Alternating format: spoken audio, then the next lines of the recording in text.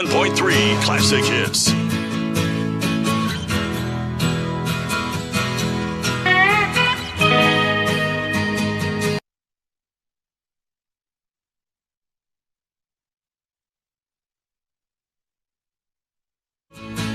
Well, I tried to make it Sunday, but I got so damn depressed that I set my sights on Monday, and I got myself undressed. I ain't ready for the altar, but I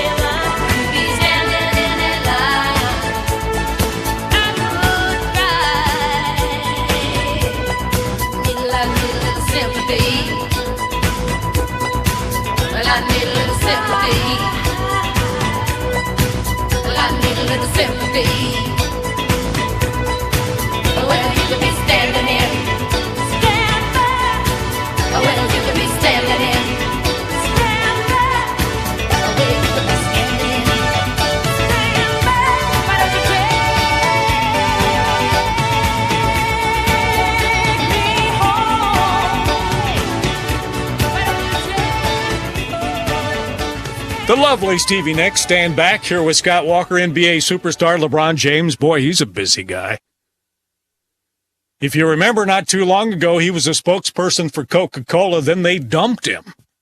And now Coke's rival Pepsi has picked him up. He will be the new face of their Mountain Dew Rise energy drink, plus bunch of other stuff. And also this week, LeBron James became part owner in the Boston Red Sox.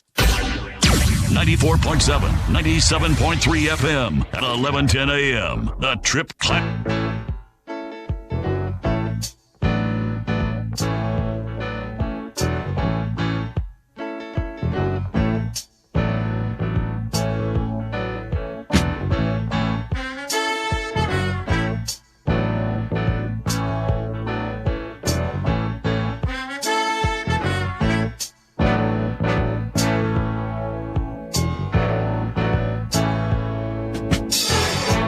Get no rest, don't know how I work all day.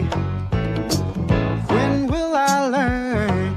Memories get in the way. I walk around, I can't hear a sound, folks talking loud, but I don't see at all. I gotta get away, I don't know where to go. It's hopeless, so leave it alone. Well, I spent all that day fixing up to go somewhere. Thought I was late,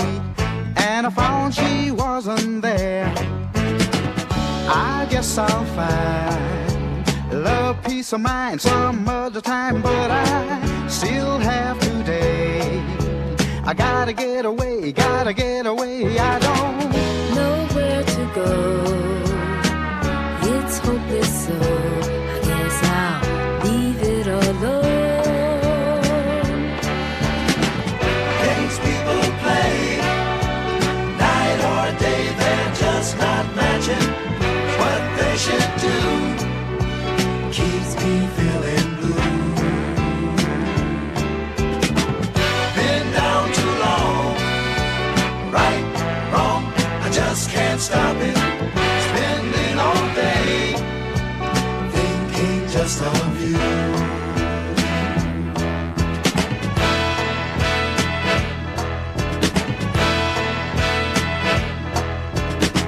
12:45, headed for the subway home. Oh, I took my time, 'cause I felt so all alone. Not far away, I heard a funny sound, took a look around, and I could see her face. Smile as she came, calling out my name, so I Know where to go. We'll take it slow. I guess I'll call it a day. Games people play, night or day, they're just not matching what they should do.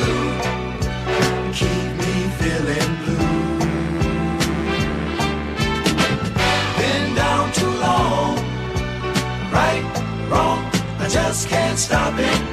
Spending all day thinking just of you. Games people play, night or day, they're just not matching what they should do. Music Radio, KGFL, Clinton.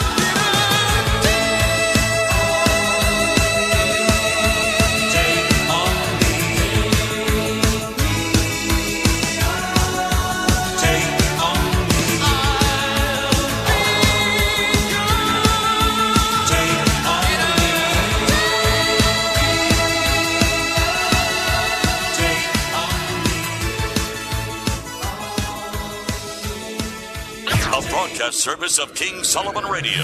Friendly, upbeat music that I grew up with. Dance to. KGFL 94.7 FM and 1110 AM. Clinton.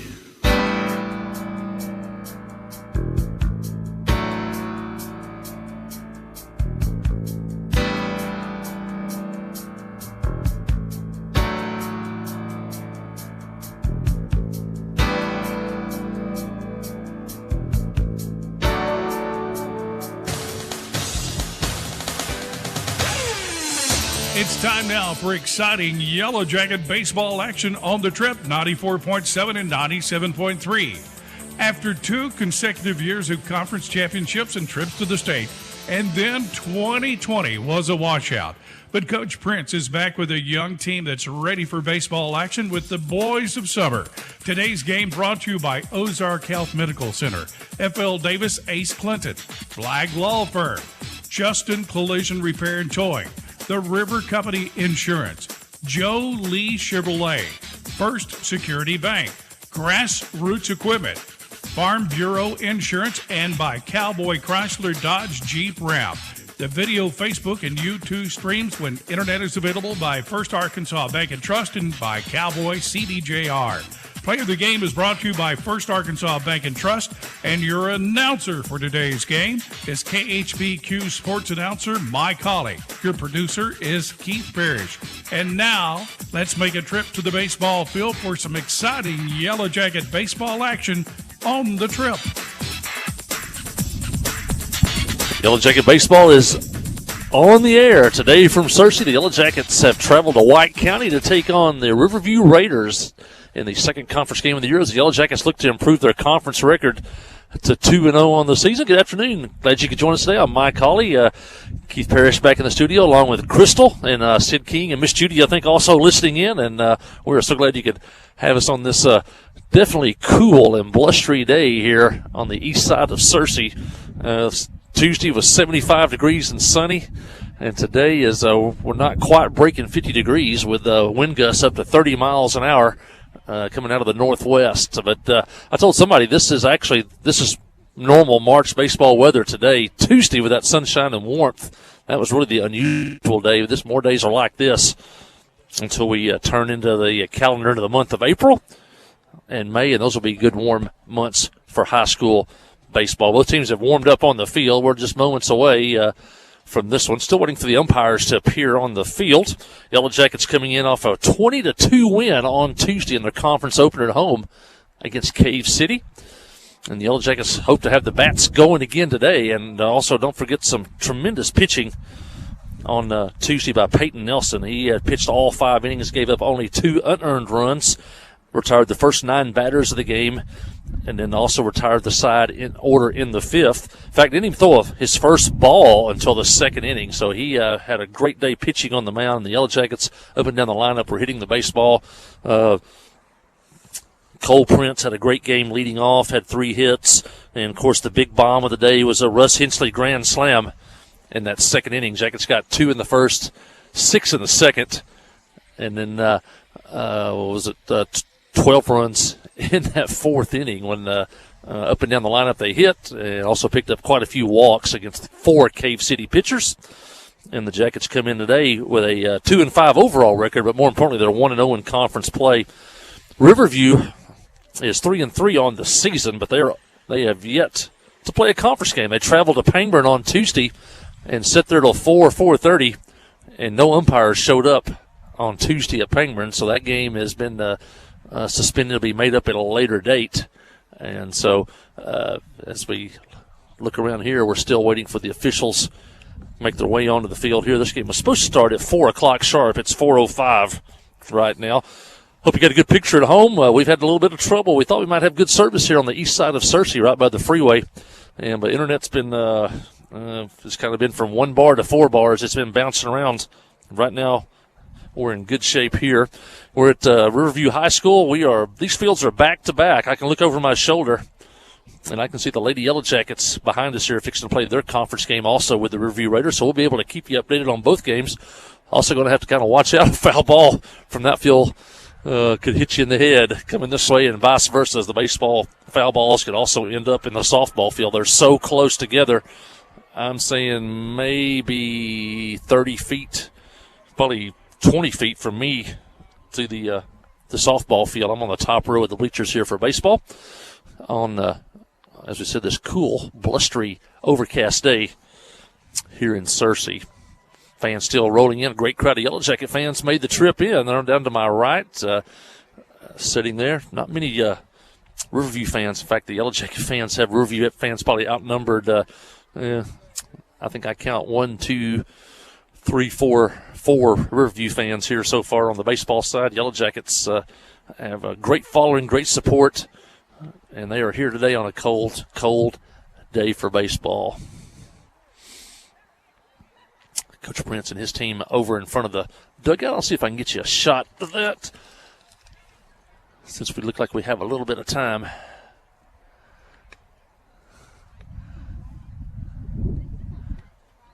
You're looking in toward the Yellow Jacket dugout. On the right, that's Coach Prince, Coach Chase Powers, assistant coach. Also volunteer pitching coach Cannon Bradley. You see him there.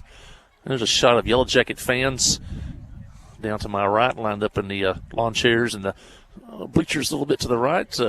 That's Bogie Hester and Mrs. Hester down in front of me there in the red jacket. And,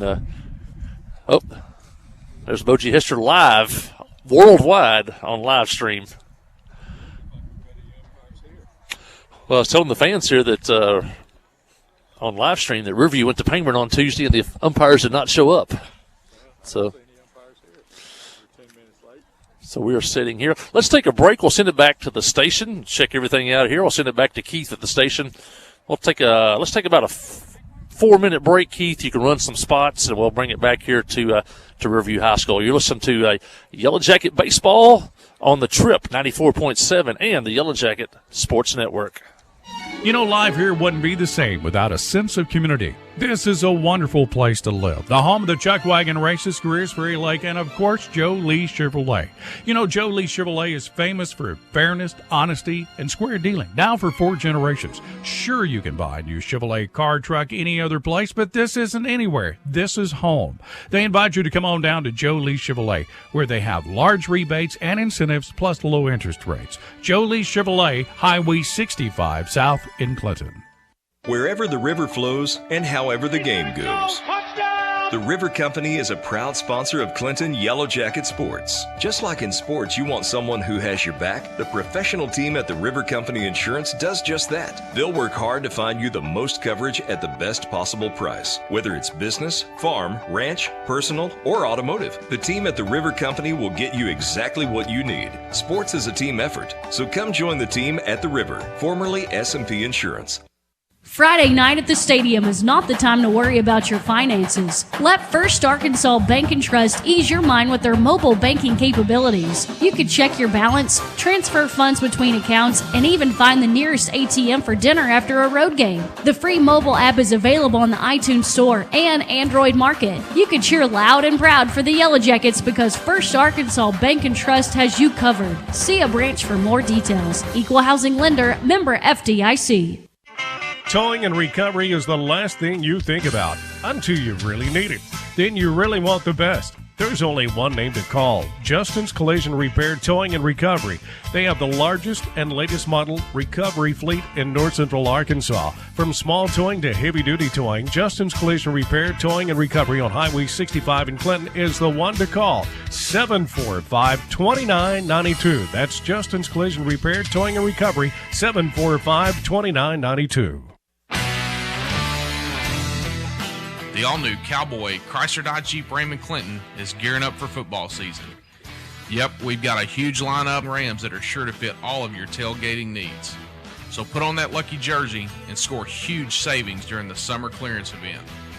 Can't wait to see you at the all-new Cowboy Chrysler Dodge Jeep Ram in Clinton and at Cowboy.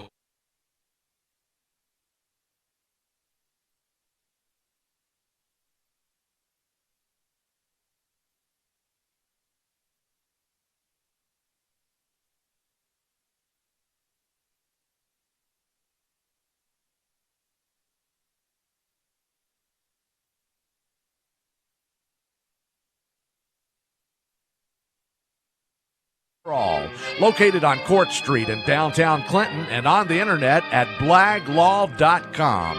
The Blag Law Firm, a proud supporter of Clinton High School sports. F.L. Davis Cash Lumber, your Ace Hardware store, is a proud sponsor of Clinton Yellow Jacket Sports. F.L. Davis Cash Lumber can help with your electrical, plumbing, paint, tools, hardware, and flooring needs. They're a full-service hardware store and lumber yard. F.L. Davis can provide you with everything you need for your residential or commercial projects. The knowledgeable staff is always on hand to answer your questions. Visit F.L. Davis Cash Lumber, your Ace Hardware store. Same place, now Ace. Strong, dependable, ready for anything.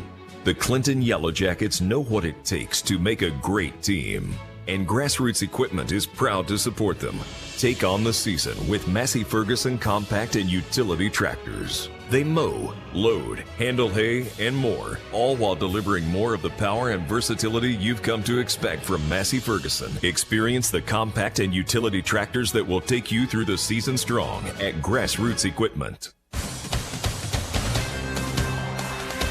Mike Hawley back here at Riverview High School. We're still waiting for the umpires, apparently. Russ Hensley walked by to say that they informed Coach Prince that the umpires were having car trouble, and they may be as far away as Pine Bluff, so we could have some difficulties here, and maybe looking for some other umpires in the area locally. Ladies Yellow Jacket softball is underway. They got the first two hitters on in the top of the first inning.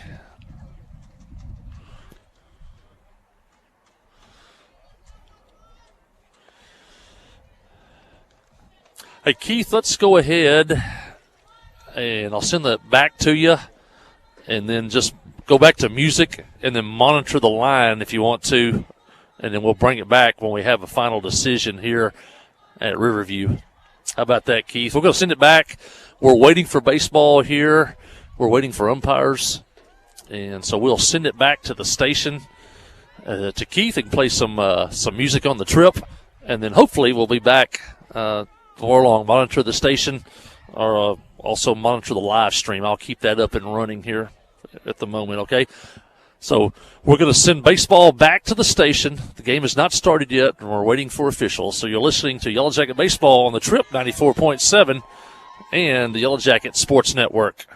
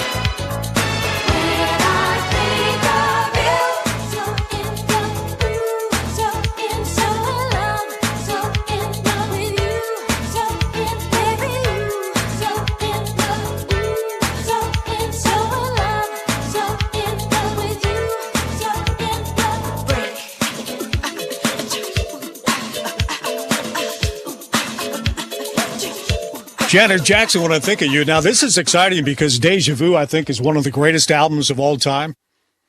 Well, Crosby, Stills, Nash & Young will release a 50th anniversary edition of the album on May 14th. And get this, the box set will include the original LP as well as 4 CDs of demos, unreleased studio recordings, and alternate versions of songs for a total of nearly 2.5 hours of music. That's a lot of music from a great album coming out on May 14th. Bank of America Cash Rewards Credit Card. Earn 3% cash back online shopping for all the essentials in your life. Copyright 2020, Bank of America Corporation.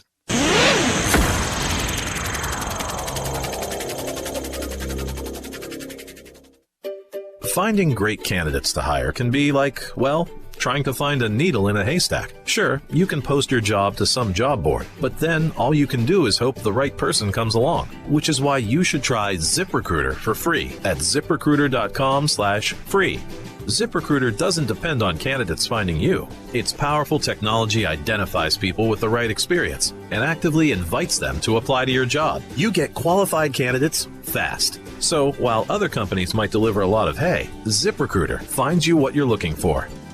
The needle in the haystack. 4 out of 5 employers who post a job on ZipRecruiter get a quality candidate through the site within the first day. ZipRecruiter, the smartest way to hire. And right now, you can try ZipRecruiter for free. That's right, free. Just go to this exclusive web address, ZipRecruiter.com/free. That's ZipRecruiter.com/free. ZipRecruiter.com/free. You took an antacid, and now your frequent heartburn's back. Stop heartburn before it begins with Prilosec OTC. Its unique delayed-release formula blocks heartburn at the source for 24 hours, so you can extinguish heartburn before it starts. Make the switch to Prilosec OTC today and live heartburn-free. Prilosec OTC. 1 pill a day, 24 hours, 0 heartburn.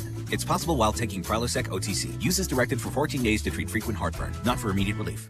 Those big wireless companies try to lure you in with a new phone just to lock you into a contract. Not Simple Mobile. If you have a great smartphone you love, you can get a powerful nationwide 5G network without the contract. Just text the word BYOP to 611611 to see if your phone's compatible. Simple Mobile. Out with the old, in with the simple. Message and data rates may apply. Visit simplemobile.com/privacy policy for privacy policy and the terms and conditions at simplemobile.com/terms and conditions. Compatible 5G capable device and SIM required. Actual availability, coverage, and speed may vary. 5G network not available in all areas. 5G upload speeds not yet available. In 2007, Marine First Lieutenant Travis Mannion was killed in Iraq after saving his wounded teammates. Travis's legacy lives on through the 5 words he spoke before leaving for his final deployment. If not me, then who? Words that today fuel the spirit of Travis Mannion Foundation. Words that live in veterans, families of the fallen, and inspired civilians who go out of their way to find a way, who help others with the help of others, who bounce back after each setback, who make good on good intentions.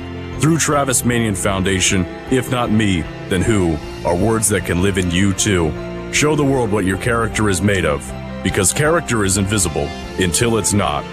Find out how you can strengthen the character of your community alongside empowered veterans, families of the fallen, and inspired civilians at travismannion.org. That's travismannion.org. Paid for by Bar Justice. Attention. Have you or a loved one been diagnosed with cancer after using Zantac or other heartburn medications for several months? Zantac may be linked to these cancers: bladder, colorectal, esophageal, intestinal, kidney, liver, ovarian, pancreatic, stomach, testicular, and uterine. If you or a loved one have been diagnosed with cancer after using Zantac or other heartburn medications for several months, call now. Never stop taking medication without first consulting a physician. Call right now for a free consultation. Call 800-379-9550. 800-379-9550. Attention all authors. Page Publishing is looking for authors. Have you written a book and want to get it published? Page Publishing will get your book into bookstores and for sale online at Amazon, Apple iTunes, and other outlets. They handle all aspects of the publishing process for you: printing, cover art, publicity, copyright, and editing. Call 800-501-3689 now for your free author submission kit. That's 800-501-3689 for your free author submission kit. Again, 800-501-3689. Last Tuesday, someone broke into my car and robbed me blind. Or at least that's what would have happened if I didn't have Vivint. Instead, my Vivint Outdoor Camera Pro detected him and scared him away with a light and a whistle. Want peace of mind? Stop crime before it happens with a Vivint system. Vivint, all is well. Call 833-420-4070 to get started today. That's 833-420-4070.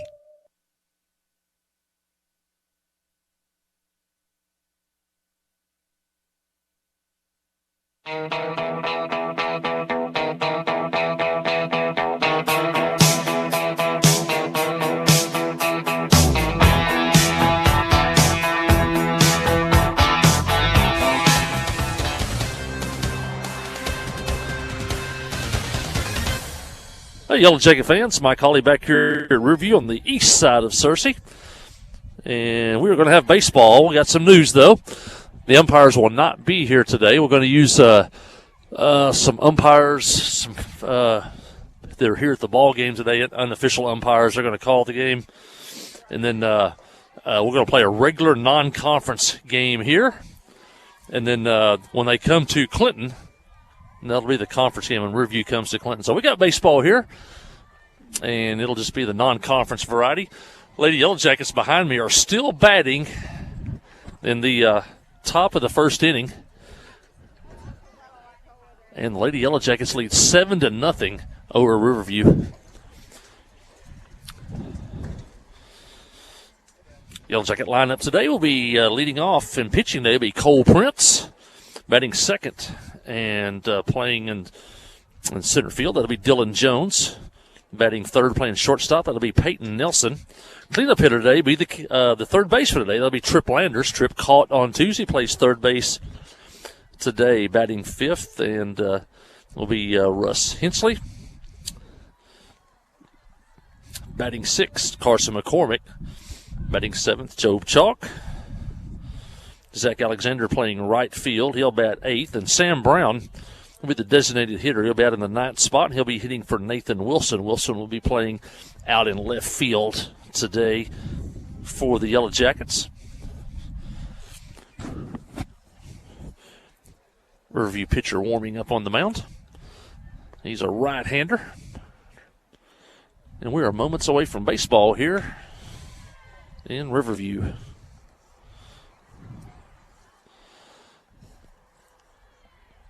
Lineup for the Raiders.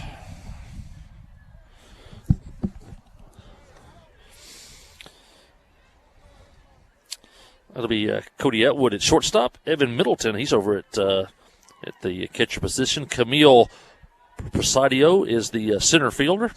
Chandler Heverling, he's batting cleanup today. He's the pitcher.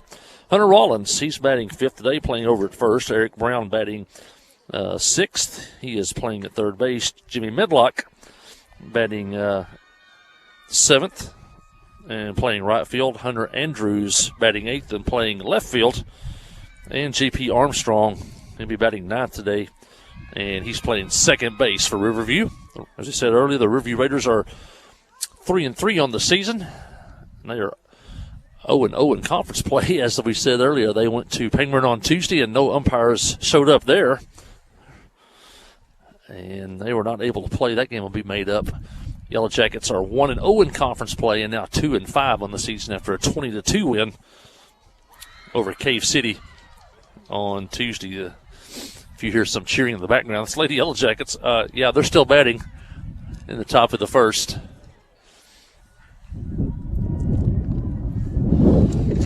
And the wind is whipping here in Riverview. I'm about to blow my notebooks over, so we're still waiting for the first pitch of this one.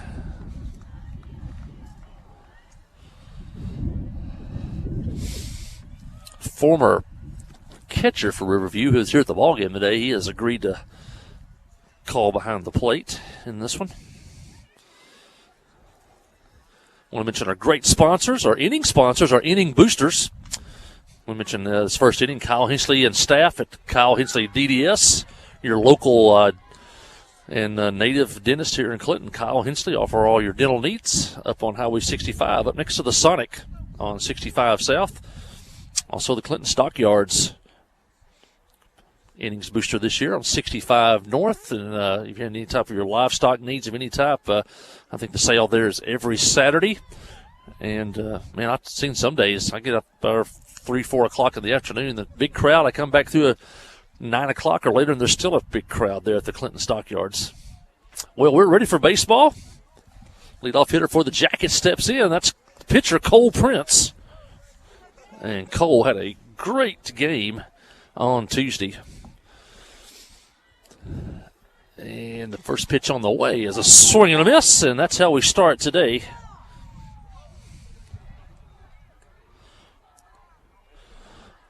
Chandler Heverling, a stocky right-handed pitcher, on the mound for Riverview.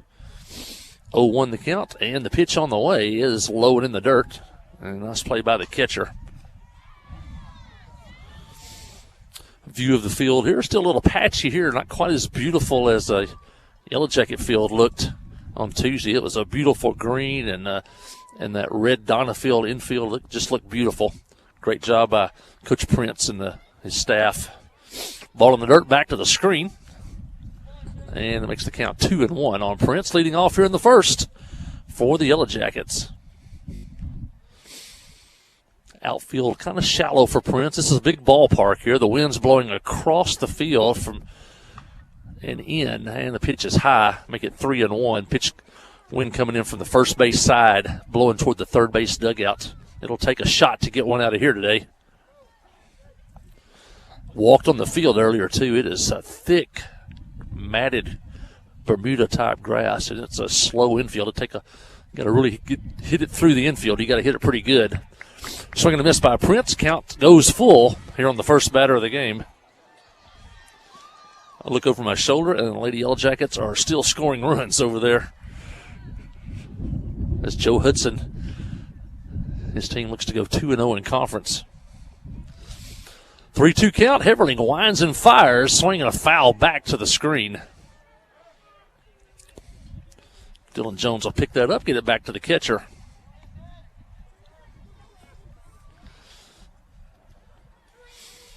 Shortstop, second baseman kind of halfway. Big gap left center field if Prince could get one up there. Heverling gets the sign. He winds and fires. And a ball inside. Gets away from the catcher. I think he called a strike. Prince is going to run to first. He's safe. Pitch looked like it was inside. Umpire called it a strike. But the ball got away from the catcher, and Prince took off for first, as a good, smart base runner should do. And there's no throw to first, and he will reach on the error.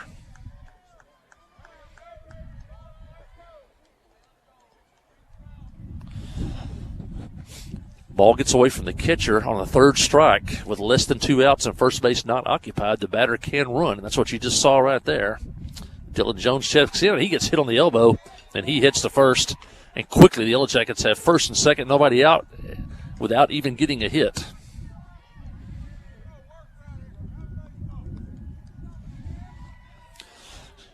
Jackets dressed in those black uniform pinstripes in gold and gold numbers. They look great. Riverview in purple jerseys, gray pants, and their hats are that digital camouflage. First and second, nobody out. Pitch high, back to the screen. Both runners move up to second and third. The hitter here is Peyton Nelson, and boy, Peyton had a great job pitching the other night. Gave only 2 runs, both unearned. It was good at the plate as he was all over the bases on Tuesday. Second and third, nobody out. Ball on Nelson. And the pitch on the way is a strike on the corner. Runs the count even at 1-1.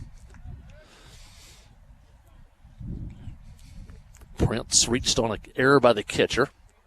Jones was hit by a pitch. They both moved up on a wild pitch.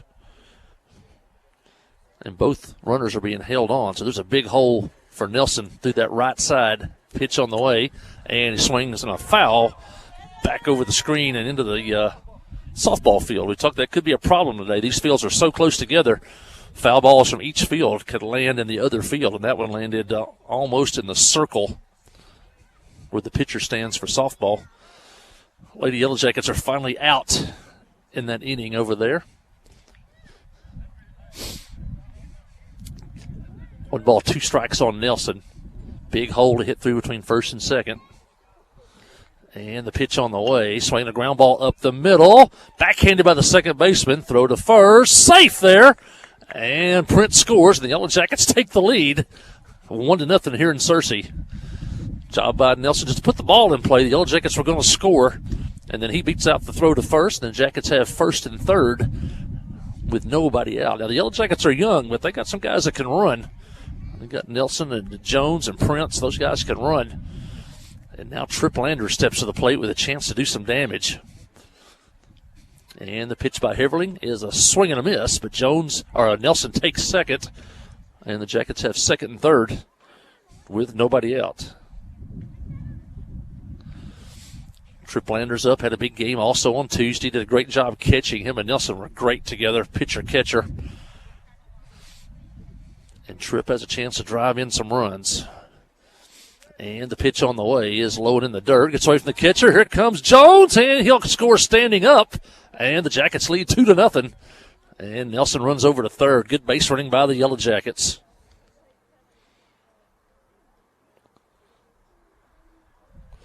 Jackets now lead 2-0.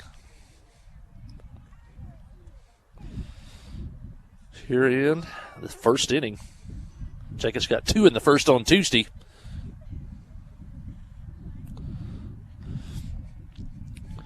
Two already here in the first in this one. Pitch to Landers, swing and a foul ball off to the left and out of play. Over into the Riverview bus yard, over to my left.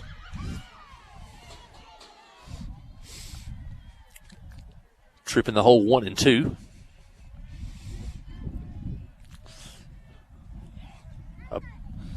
Tripp would like to drive him in here. Even a ground ball to second will probably score a run here with a man at third. Heverling from the stretch, checks the runner, and comes to the plate. And swinging a foul back to the screen. Tripp was right on that one.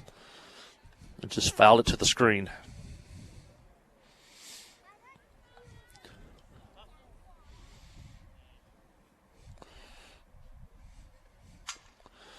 Tripp steps back in. He's from the left side today.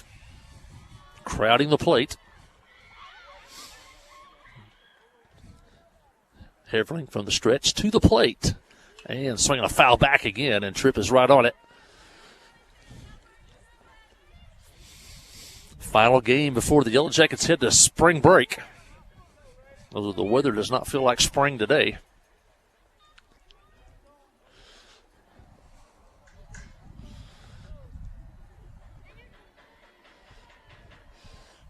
Heverling checks the runner at third. And the pitch on the way, fouled back again. That's about 4 straight fouls by Landers. Nelson at third. It's Coach Prince down there talking to him in the third base box. Jace Powers over in the first base coaching box. Landers back in. Here's the pitch. And swinging a foul again. Straight back. 5 straight foul balls for Landers. He's getting a good look at all the pitches that Heverling has, so wouldn't be surprised to see Tripp turn on one here.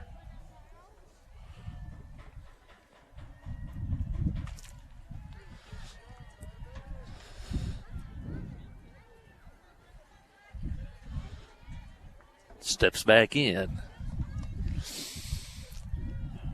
Heverling from the stretch. And to the plate. Swing and a pop fly near the third base dugout. They give it a chase, and it falls to the ground between the pitcher and the catcher over there by the Riverview dugout. 6 foul balls now for Tripp.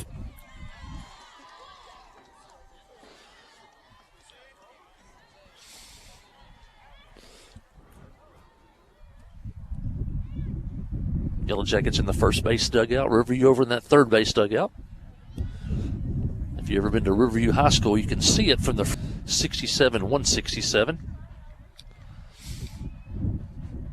And Landers back in. Here's the pitch on the way. Swinging a fly ball right field. That should bring the runner home as the right fielder comes in, and it drops. And Nelson's going to score, and Tripp Landers dives into second, and he is safe at second. Great hustle by Landers as he came running out of the box and goes all the way to second, head first slide in there, and he's safe. Nelson scores. Yellow Jackets lead 3-0 on the hit by Tripp Landers.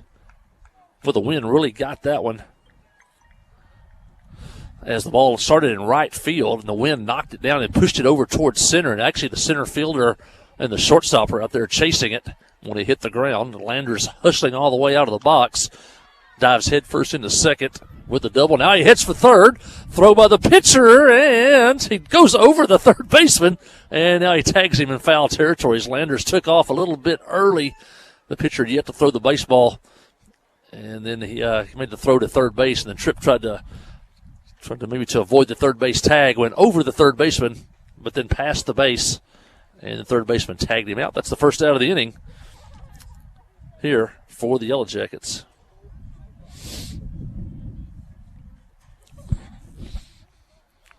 And Hensley steps back in, and the pitch on the way is outside back of the screen.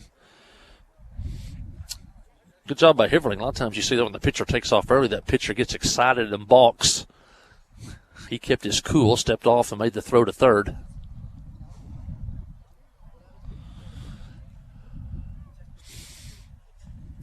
Russ with a big blow on Tuesday, that second inning grand slam.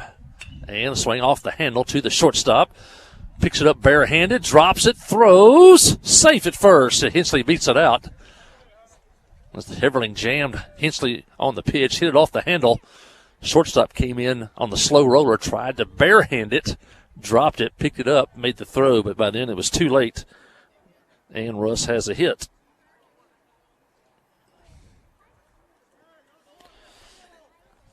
And that brings in Carson McCormick. Saw the mayor, he's here today, Richard McCormick.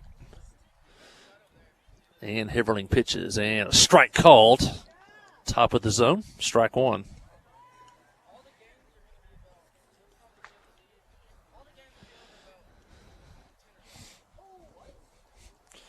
If you just tuned in, well, no, it's still in the first inning, and it's almost 4:40. Well, we didn't have any umpires. The umpires had car trouble somewhere in Pine Bluff and did not make it. McCormick rips one foul down the right field line and out of play. Carson jumped all over that one.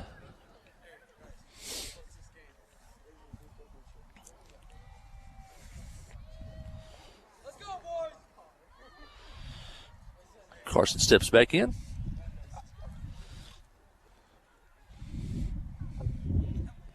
Heverling checks Hensley at first. And there goes Hensley. And swing and a miss. Throw to second. He is safe at second. McCormick strikes out on the pitch, but Hensley takes second.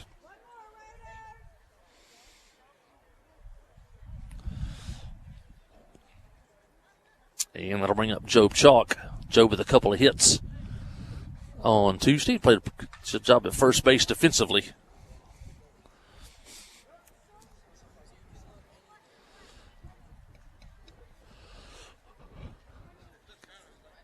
Coach Miner for Riverview, he's out on the field talking to the shortstop and the second baseman and the third baseman.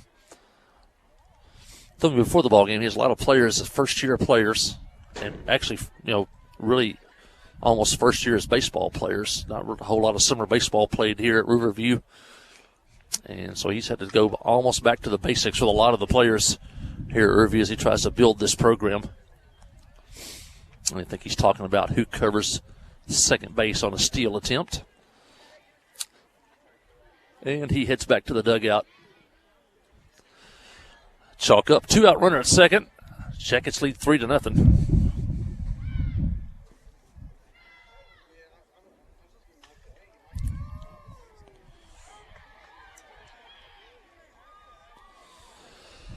Steps in batting from the right side.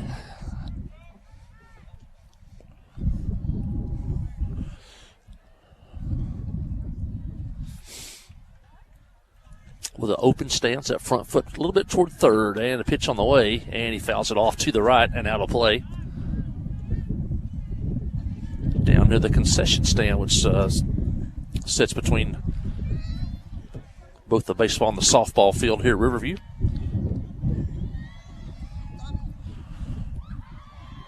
New baseball for the pitcher.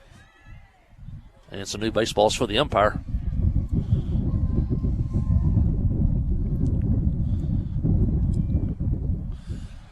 And Chalk steps back in.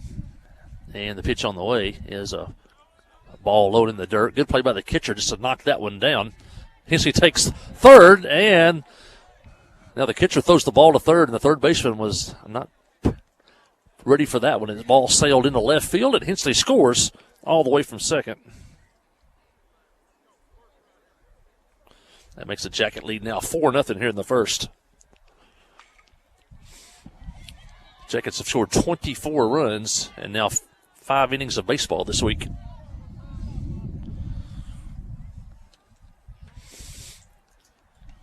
Base is empty now for Chalk. See if he can start another rally here.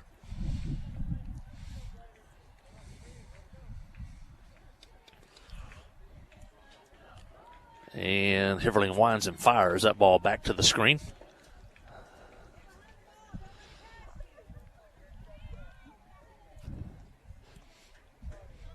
Jackets looking to extend their winning streak to 2. 2-5 on the season. They'd like to get to 3-5 as they head into spring break. And the pitch on the way is fouled down the right field line. Out of play. And now the count goes 2-2. Just put the lights on here at Riverview. It's a cloudy, overcast day. They have a great lighting system.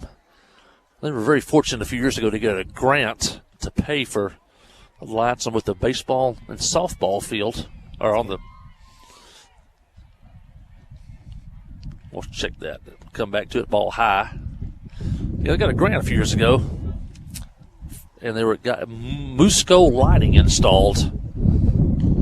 And if you know anything about Musco lighting, that's the lighting that's used on NASCAR tracks, and they were fortunate to get a grant to have that lighting placed here. That's some high-end lighting. And the pitch on the way, swing line drive. That's going to get down to right field. A hit for Chalk. And he keeps the inning going here with a base hit to right field.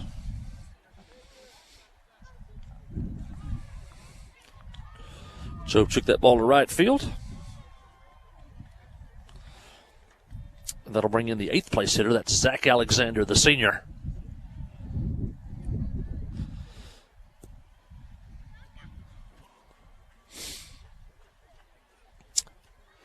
Chalk takes his lead at first. And the pitch on the way is swing and a miss by Alexander.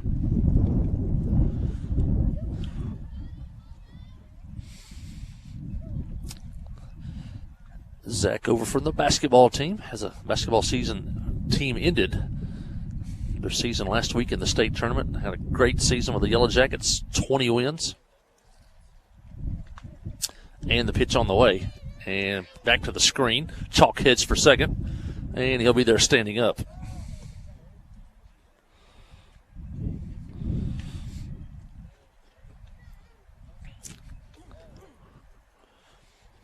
Runner in scoring position with 2 outs here in the first. Jackets have already plated 4.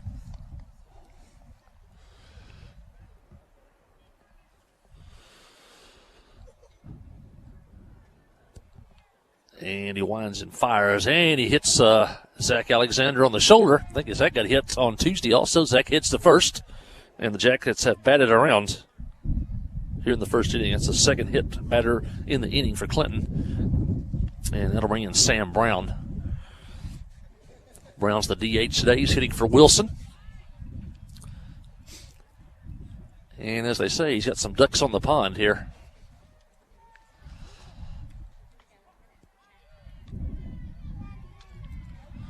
Everling pitches, and it's low and in the dirt. Good play by the catcher. Chalk getting a big lead out at second.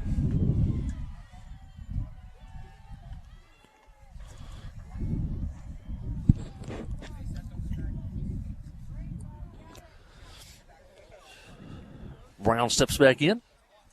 Runners lead away. And the pitch on the way is a swing and a miss, and Brown took a big cut at that one. There's a big hole out between left and center field. If he can get the ball over the shortstop's head, Jackets could run for a while.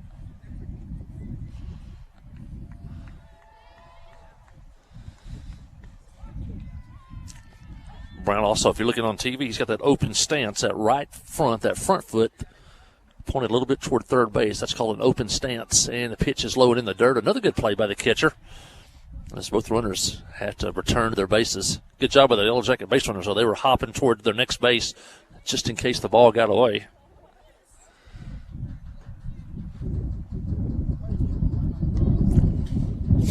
Brown ahead in the count now, 2-1.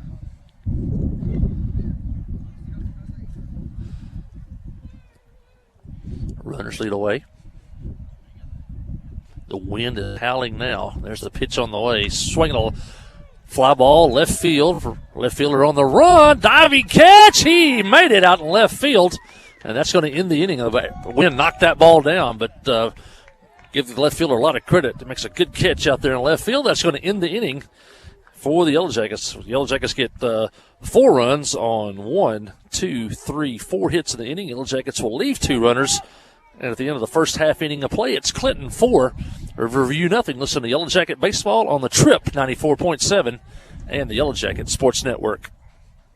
The all-new Cowboy Chrysler Dodge Jeep Ram Clinton is gearing up for football season. Yep, we've got a huge lineup of Rams that are sure to fit all of your tailgating needs. So put on that lucky jersey and score huge savings during the summer clearance event. Can't wait to see you at the all-new Cowboy Chrysler Dodge Jeep Ram Clinton and at cowboycdjr.com. Wherever the river flows and however the game goes. The River Company is a proud sponsor of Clinton Yellow Jacket Sports. Just like in sports, you want someone who has your back, the professional team at the River Company Insurance does just that. They'll work hard to find you the most coverage at the best possible price. Whether it's business, farm, ranch, personal, or automotive, the team at the River Company will get you exactly what you need. Sports is a team effort, so come join the team at the River, formerly S&P Insurance.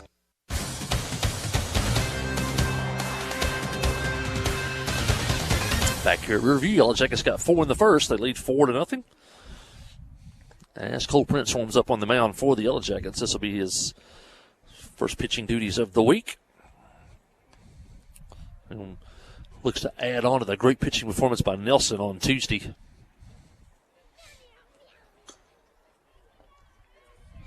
He'll face Cody Atwood, Evan Middleton, and Camille Presidio here in the first inning. That last inning on a nice play by the left fielder for Riverview on a diving catch in left field.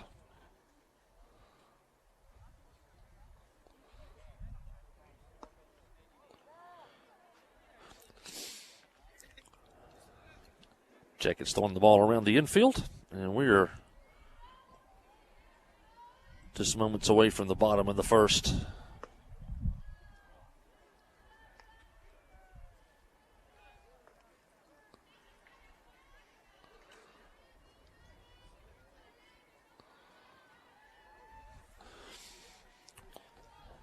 Throw the ball to second, and Prince has it, and we are ready to go. Here in the bottom of the first, I want to mention Western Sizzler, a great sponsor of Yellow Jacket Baseball. Everybody welcome to come to the Sizzler before and after the game. Their 80-item buffet, or we'll make anything for you off the menu. That's Western Sizzling. And the pitch on the way is low and outside, and that's how the first inning starts for Riverview.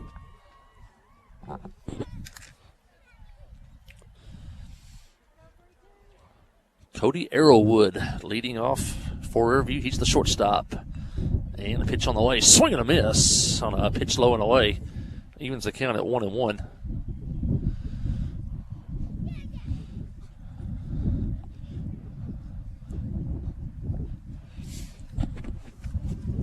And the pitch on the way. Swing and a miss. That pitch up and in. Tied him up.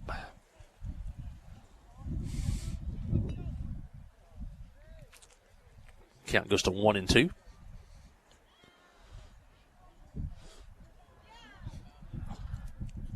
next pitch on the way. Swinging a miss. He struck him out, and that's how it starts for Riverview here in the first. A strikeout, his first of the game for Cole Prince. And that's a good start, just like Nelson did on Monday, or check that Tuesday, as he mowed down the Cave City hitters. And Prince's first pitch, strike on the corner, nice pitch.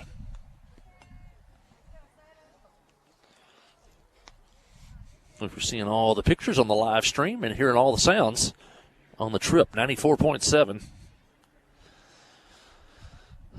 And the pitch on the way. Nice curveball in there. Strike two.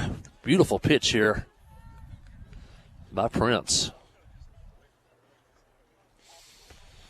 Landers and Nelson on the left side of the infield. At third and short. And the pitch on the way is just outside.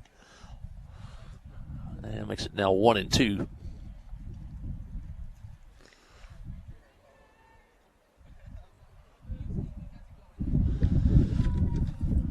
Prince winds and fires. And strike three called. 2 up, 2 down. Both strikeouts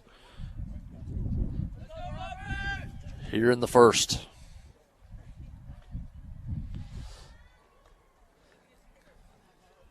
Camille Pricato at the plate now for Riverview. He's a right-handed hitter. And Prince winds and fires. And a swing and a miss. Late on that first one. Heverling, the pitcher, on deck. You know, in baseball, when you put some runs on the board, you want to go out and put a 0 up for that other team, and Prince is doing just that. Swing and a miss. That's strike two. And he's a strike away from striking out the side here in the first inning.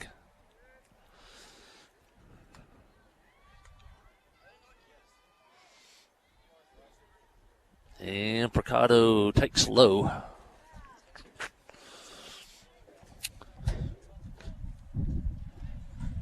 Count goes to 1-2. And here comes the wind again. We're getting gusts of wind across the field from first to third. Prince pitch on the way, swinging a foul just outside of first.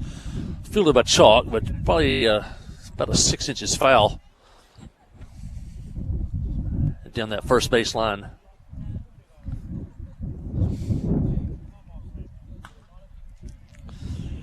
Prince back on the mound. He winds and fires and swing and a miss on a good curveball. And he got Pricato, and he sets down the order on 3 strikeouts here in the first inning. At the end of 1 inning of play, it's Clinton 4, Riverview nothing. Listen to Yellow Jacket Baseball on the Trip 94.7 and the Yellow Jacket Sports Network. You know, life here wouldn't be the same without a sense of community. This is a wonderful place to live. The home of the Chuck Wagon Races, Careers Ferry Lake, and of course, Joe Lee Chevrolet. You know, Joe Lee Chevrolet is famous for fairness, honesty, and square dealing. Now for 4 generations. Sure, you can buy a new Chevrolet car, truck, any other place, but this isn't anywhere. This is home. They invite you to come on down to Joe Lee Chevrolet, where they have large rebates and incentives plus low interest rates. Joe Lee Chevrolet, Highway 65 South in Clinton. Here's the pitch. You swing. It's a deep drive to left center field. You've hit a home run with Farm Bureau Insurance. From great rates and local agents to fast, fair claim service, it's Farm Bureau Insurance. See Kai Rhoda, Ty Glover, or Mickey Parrish for all your insurance needs at Farm Bureau Insurance today at 501-745-2117. Open Monday through Friday from 8 until 4:30. That's Farm Bureau. A service of King Sullivan Radio, K234BB at 94.7 FM, KGFL 1110 AM, Clinton. And back here in the second inning, Yellow Jackets lead 4-0 as they come to bat in the second off Heverling. We mentioned Philip Jones with Arkansas Mountain Realty. And saw Ryan Jones, his son, today. Ryan has done great work for KHPQ this year, running the live stream. And now it's kind of up to me and Sid to try to keep this thing going. And we were lucky to see him this morning and have give us a tutorial on how to put this thing together. But hopefully we'll have Ryan. Ryan has joined the Arkansas National Guard. He's heading off to boot camp, and we hope to have him back in September in time for Yellow Jacket football. But I want to wish him well as he goes off to serve our country. And Ryan Jones, but I want to mention Philip Jones with Arkansas Mountain Realty for all your real estate needs. He can do it all from purchasing your home to selling your home to everything in between. And Philip Jones, great supporter of the Yellow Jackets, president of the Yellow Jacket Booster Club. Puts a lot of time in that, along with Angela Bradford and many others. But I want to thank Philip Jones for his sponsorship of Yellow Jacket baseball, and along with that, also Canada Abstract. That runs right along with Arkansas Mountain Realty. But Canada Abstract for all your abstract needs, located in downtown Clinton. Also want to mention Regions Bank of Clinton and the friendly staff over at Regions Bank, with the main bank in downtown Clinton, but Regions Bank there all over the southeast for sure, I know, and with internet banking, ATM, whatever you need, you can get that from Regions Bank and the friendly staff in our local bank in Clinton. Also, some member Todd Treason family and everybody at the Pottery Shop. I mentioned last week, it's maybe one of the most unique shopping opportunities you'll see around. You'll see things there you won't see anywhere else, from home decorative items to clothing to jewelry. And so you want to go to stop by the Pottery Shop, see the Treese family, just a great family and great supporters of the Yellow Jackets over the years. A lot of Treeses have been Yellow Jackets over the years, so I want to stop by at the Pottery Shop. If you think you need to get me something, they got these metal bisons over there at the Pottery Shop. Yeah, I just threw that out there, but those are pretty cool looking. I saw those. I do have an affinity for the bisons, and so that's at the Pottery Shop. Also, Chad Brown, attorney at law. I want to thank him for his sponsorship of Yellow Jacket Baseball. Chad Brown, located in downtown Clinton, for your general legal needs. And stop by and see Chad Brown or contact Brown, attorney at law. And so those think are great boosters, and of course all those boosters that sponsors that we have for football and basketball that wanted to jump on and be a part of Yellow Jacket baseball and softball. We are so thankful for y'all. And we are underway here in the second inning. Yellow Jackets batted around in the first. So Cole Prince opens the second inning for the Yellow Jackets. He struck out in the first. Ball got away from the catcher, and he raced down to first in time and reached base. Later came on and scored the first run of the game for the Yellow Jackets. 2-0 the count on Prince. Steps in. You can look on live stream. You can see he crowds the plate on that inside corner. Heverling winds and fires. Foul ball near the Yellow Jacket dugout. First baseman gives chase, and he makes the catch over to the Yellow Jacket dugout, and that's how the second inning starts for the Yellow Jackets. That'll bring in center fielder Dylan Jones. Dylan was hit by a pitch. In fact, he was hit by the first pitch that he saw. Later went to second on a wild pitch and scored.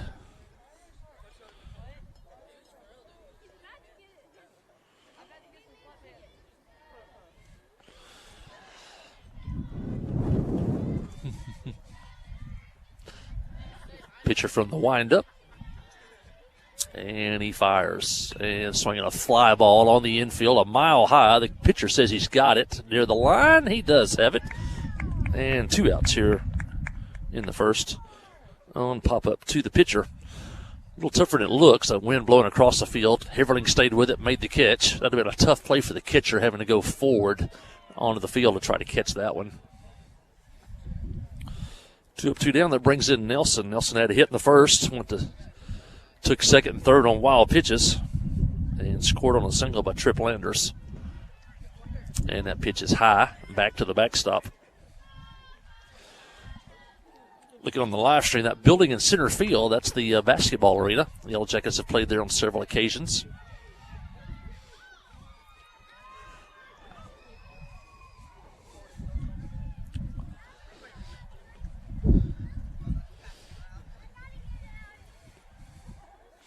Nelson steps back in, and Heverling fires, and the pitch again is high.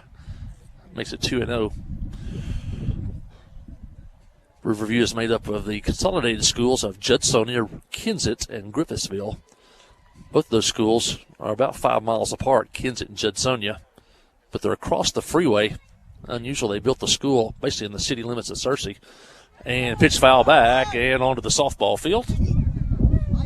Luckily, they're between innings over there, so it hit the ground and rolled. Judsonia, Kensett, I grew up in White County. Those were two great sports towns, great basketball, great baseball. And they built the school across the freeway here in the city limits of Searcy. Pitch is high, goes 3-0.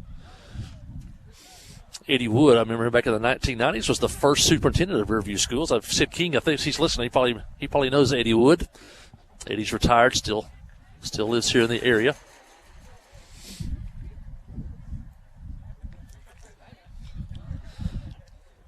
And Heverling pitches and popped up on the infield again. Catcher, pitcher. Catcher calls it, and the ball hits the ground right behind him. That's a tough ball for the catcher to catch with his wind blowing. You almost got to get turned around facing the fence and let the wind blow the ball back to you. That time the catcher, overran it. And that makes the count 3-1. Riverview Schools are probably about 8 miles from Providence, Arkansas. That's the hometown of Sid King.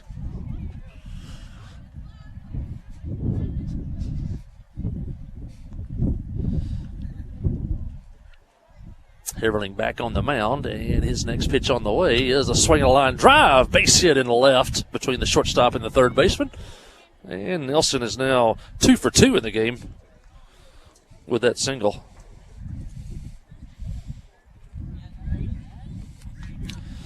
And that'll bring in Tripp Landers. Tripp had a hit in the first, knocked in a run, but he was caught stealing, trying to steal third.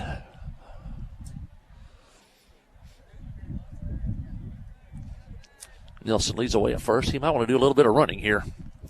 Heverling checks on him. There he goes. And the pitch is high. The throw is low, and Nelson steals it. And he's in scoring position now with 2 outs.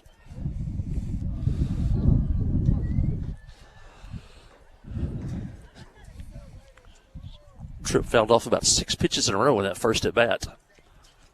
And the pitch on the way is high. Ball 2.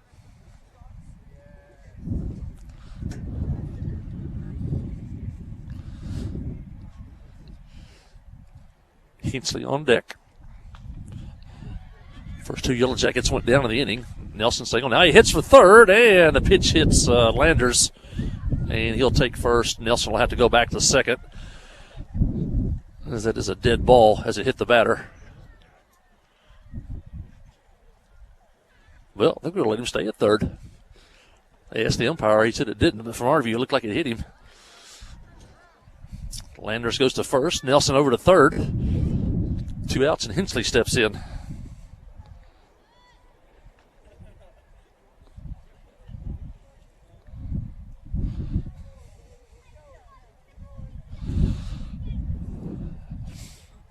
We look for Tripp to run at first. Heverling checks him. There goes Tripp, and the pitch on the way, grounded to third. Caught on a couple hops, throws it home, and tagged out at the plate. They got the out. Probably made the play at the wrong base. You have 2 outs. You want to make that throw to first. He threw it home and made the tag on Nelson. That's how the inning will end. Yellow Jackets get a hit, a walk, leave 2 runners, but do not score in the second inning. At the end of 1.5 innings of play here at Riverview, it's Clinton 4 and Riverview nothing. Listen to Yellow Jacket Baseball on the Trip 94.7 and the Yellow Jacket Sports Network. Here's the pitch. You swing. It's a deep drive to left center field. You've hit a home run with Farm Bureau Insurance. From great rates and local agents to fast, fair claim service, it's Farm Bureau Insurance. See Kai Rhoda, Ty Glover, or Mickey Parrish for all your insurance needs at Farm Bureau Insurance today at 501-745-2117. Open Monday through Friday from 8 until 4:30. That's Farm Bureau. Ozark Health is a wonderful diamond in the rough, I call it. Living in a rural community, having access to healthcare is critical. It has been a blessing to our community. Not that I want to go to the hospital, this last place that I really want to go, but this is a place I'd recommend to anybody. There's nothing like the individual care that you get here. It's phenomenal. Our purpose for being here is to serve people. It fills me with pride that we're able to do that. Ozark Health, your community hospital. Riverview coming to bat in the second. Jackets leads 4-0. It'll be the 3, 4, and 5 hitters up in the inning for Riverview, with the pitcher Chandler Heverling leading off for Riverview.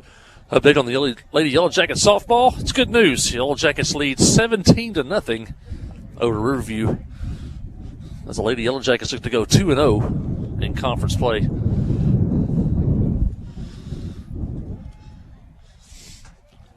Prince retired Riverview in order in the first. Struck out the side. All right.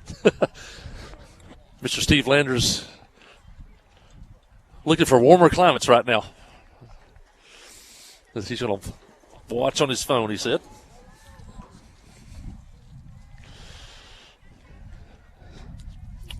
Prince fires to Heverling. Pitch and a swing and a miss as he pitches to his competitor on the mound, Heverling.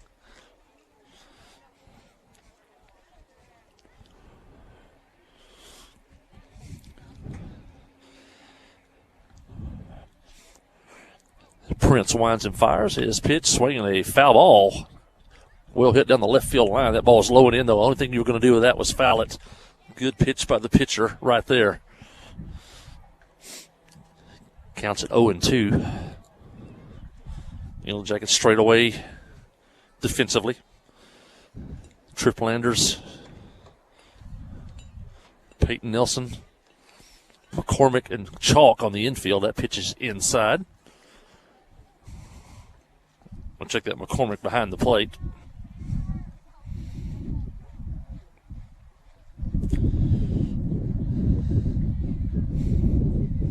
Wilson in left, Jones in center, Alexander in right for the Yellow Jackets.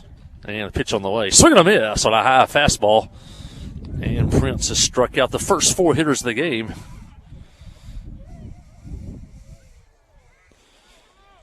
That'll bring in the first baseman, Hunter Rollins. That Lady Yellow Jacket softball game, that game is over now, 17-0 after 3 innings. And they're warming up for game number 2 over there. And swinging a chopper towards short. Fielded by Nelson. His throw to first is out there. A nice play by Nelson as he came in, got the good hop.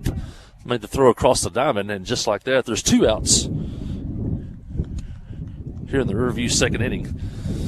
Nice play by the shortstop, Nelson. He played that perfectly. Came in, got that good hop, didn't stay back, and made a nice throw to first.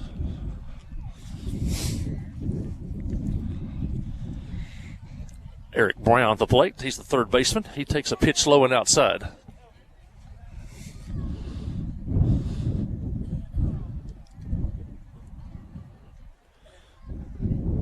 That's Russ Hensley over at second. And the pitch on the way, and he's hitting the back with that one. Brown goes to first base. Hey, thanks, sir. Mochi Hisser just gave me some hot chocolate.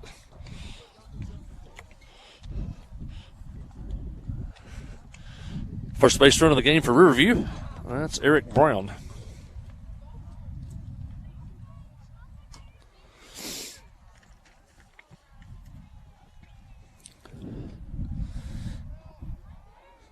That'll bring in Jimmy Medlock. Medlock is the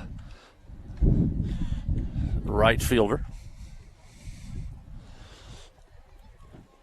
Big lead at first. Head for second. There's a strike. The throw to second, and it's a little bit high. And Riverview slides in there safely at second.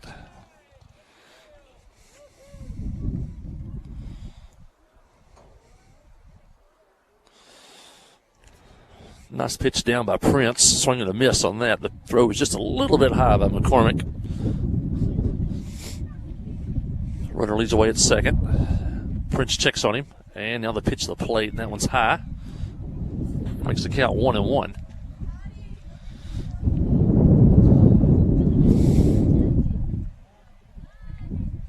maybe get a little bit of feedback maybe on the microphone. That wind is really howling. Just comes in gusts. Runner leads away. Headed for third. Strike called.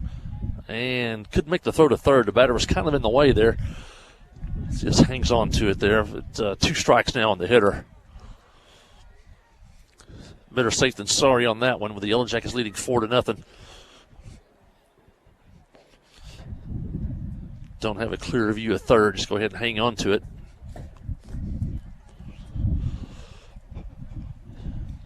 Prince with a chance for another strikeout here. And he winds and fires and swing, and a foul back to the screen.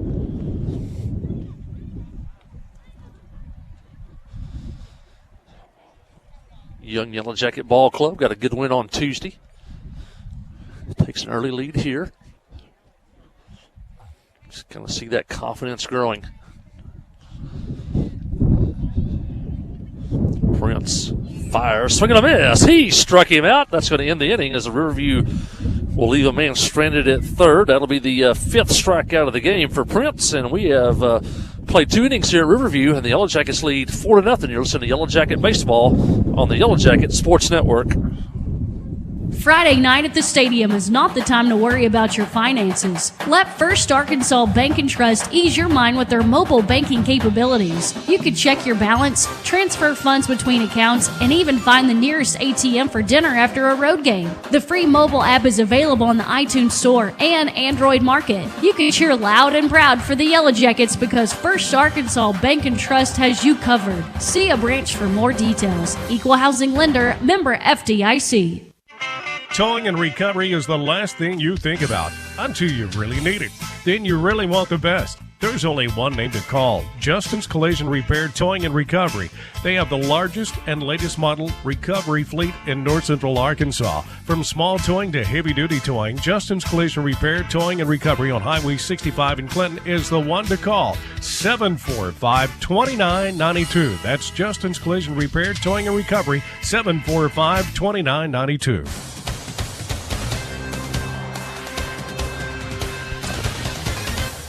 Yellow Jackets coming to bat in the third. Kind of adjusting the camera a little bit, see if we can get you a little bit closer. I'd like to try to keep at least both first and third base in the view.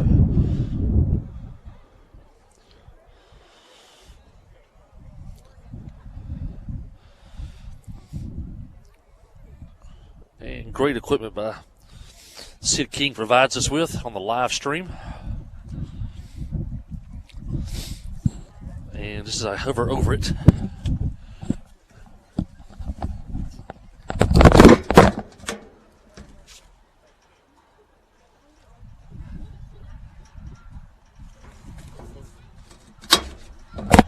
can't lose that.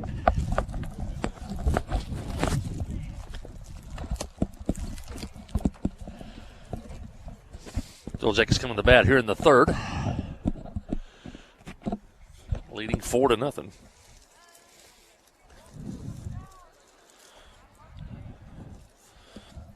Continue to mention our great sponsors, Kyle Hinchley and staff at Kyle Hinchley Dental, Clinton Stockyards, Western Sizzlin', home of the 80-item buffet, or anything that you want off the menu. Philip Jones with Arkansas Mountain Realty, Canada Abstract, and all the gang over there at Canada. Regions Bank of Clinton, Todd Treese and the whole family over at the Pottery Shop, and Chad Brown, attorney at law. Our innings Yellow Jacket boosters, along with our great sponsors we talked about that came over from football and basketball. We're so thankful for all of the sponsors to get Yellow Jacket baseball on the air. It's been a dream we've been put together to try to get Yellow Jacket baseball and softball on the air, and Sid King and Crystal and everybody back at the station was able to make that happen. And the first pitch is high.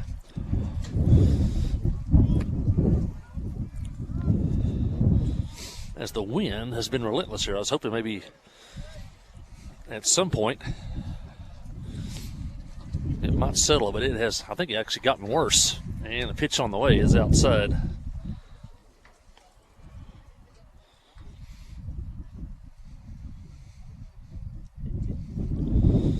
Carson McCormick leading off here in the third for the Yellow Jackets. And pitch on the way is outside, gets away from the catcher.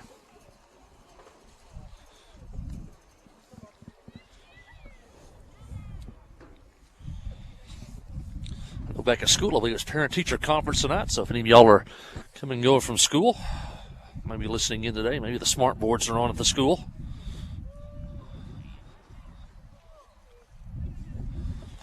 Hope Miss Chartrice is listening up on Banner Mountain. I bet if she is, she's sitting in her warm living room playing. Fly ball, right field, back is the right fielder. It stays fair and into the corner.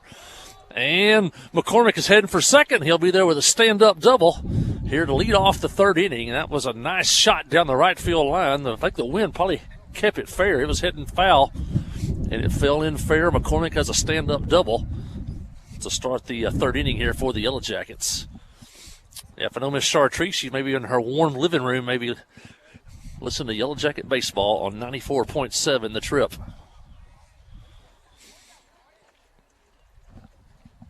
Chartrice.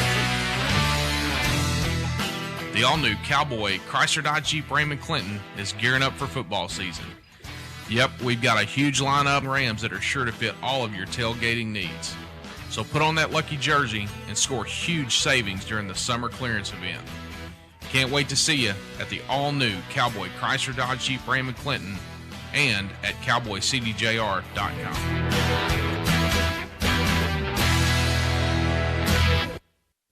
FL Davis Cash Lumber, your Ace Hardware store, is a proud sponsor of Clinton Yellow Jacket Sports. FL Davis Cash Lumber can help with your electrical, plumbing, paint, tools, hardware, and flooring needs. They're a full-service hardware store and lumber yard. FL Davis can provide you with everything you need for your residential or commercial projects. The knowledgeable staff is always on hand to answer your questions. Visit FL Davis Cash Lumber, your Ace Hardware store. Same place, now Ace. Hey, while we were gone, Joe Chalk pops up to the shortstop. McCormick still at second.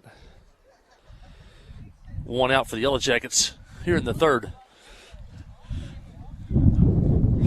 Jackets lead 4-0 here.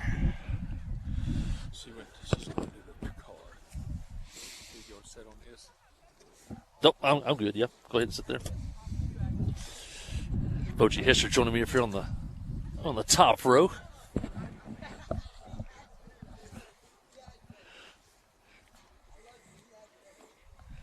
Zach Alexander steps in for the Yellow Jackets. Runner at second, one out.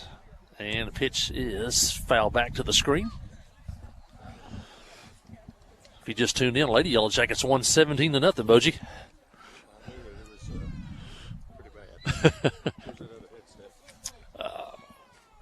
On that big box right there.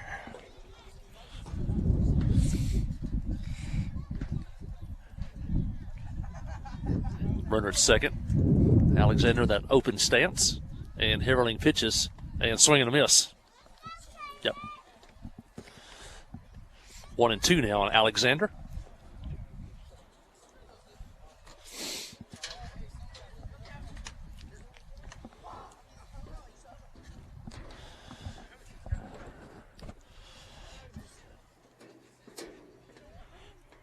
Looks at second, checks the runner. That's McCormick. Here's the pitch on the way. Swinging a ground ball to the shortstop. McCormick hits to third. Shortstop fields it across the diamond and out at first. So a nice play by the shortstop, but McCormick moves up to third, and he's there with 2 outs.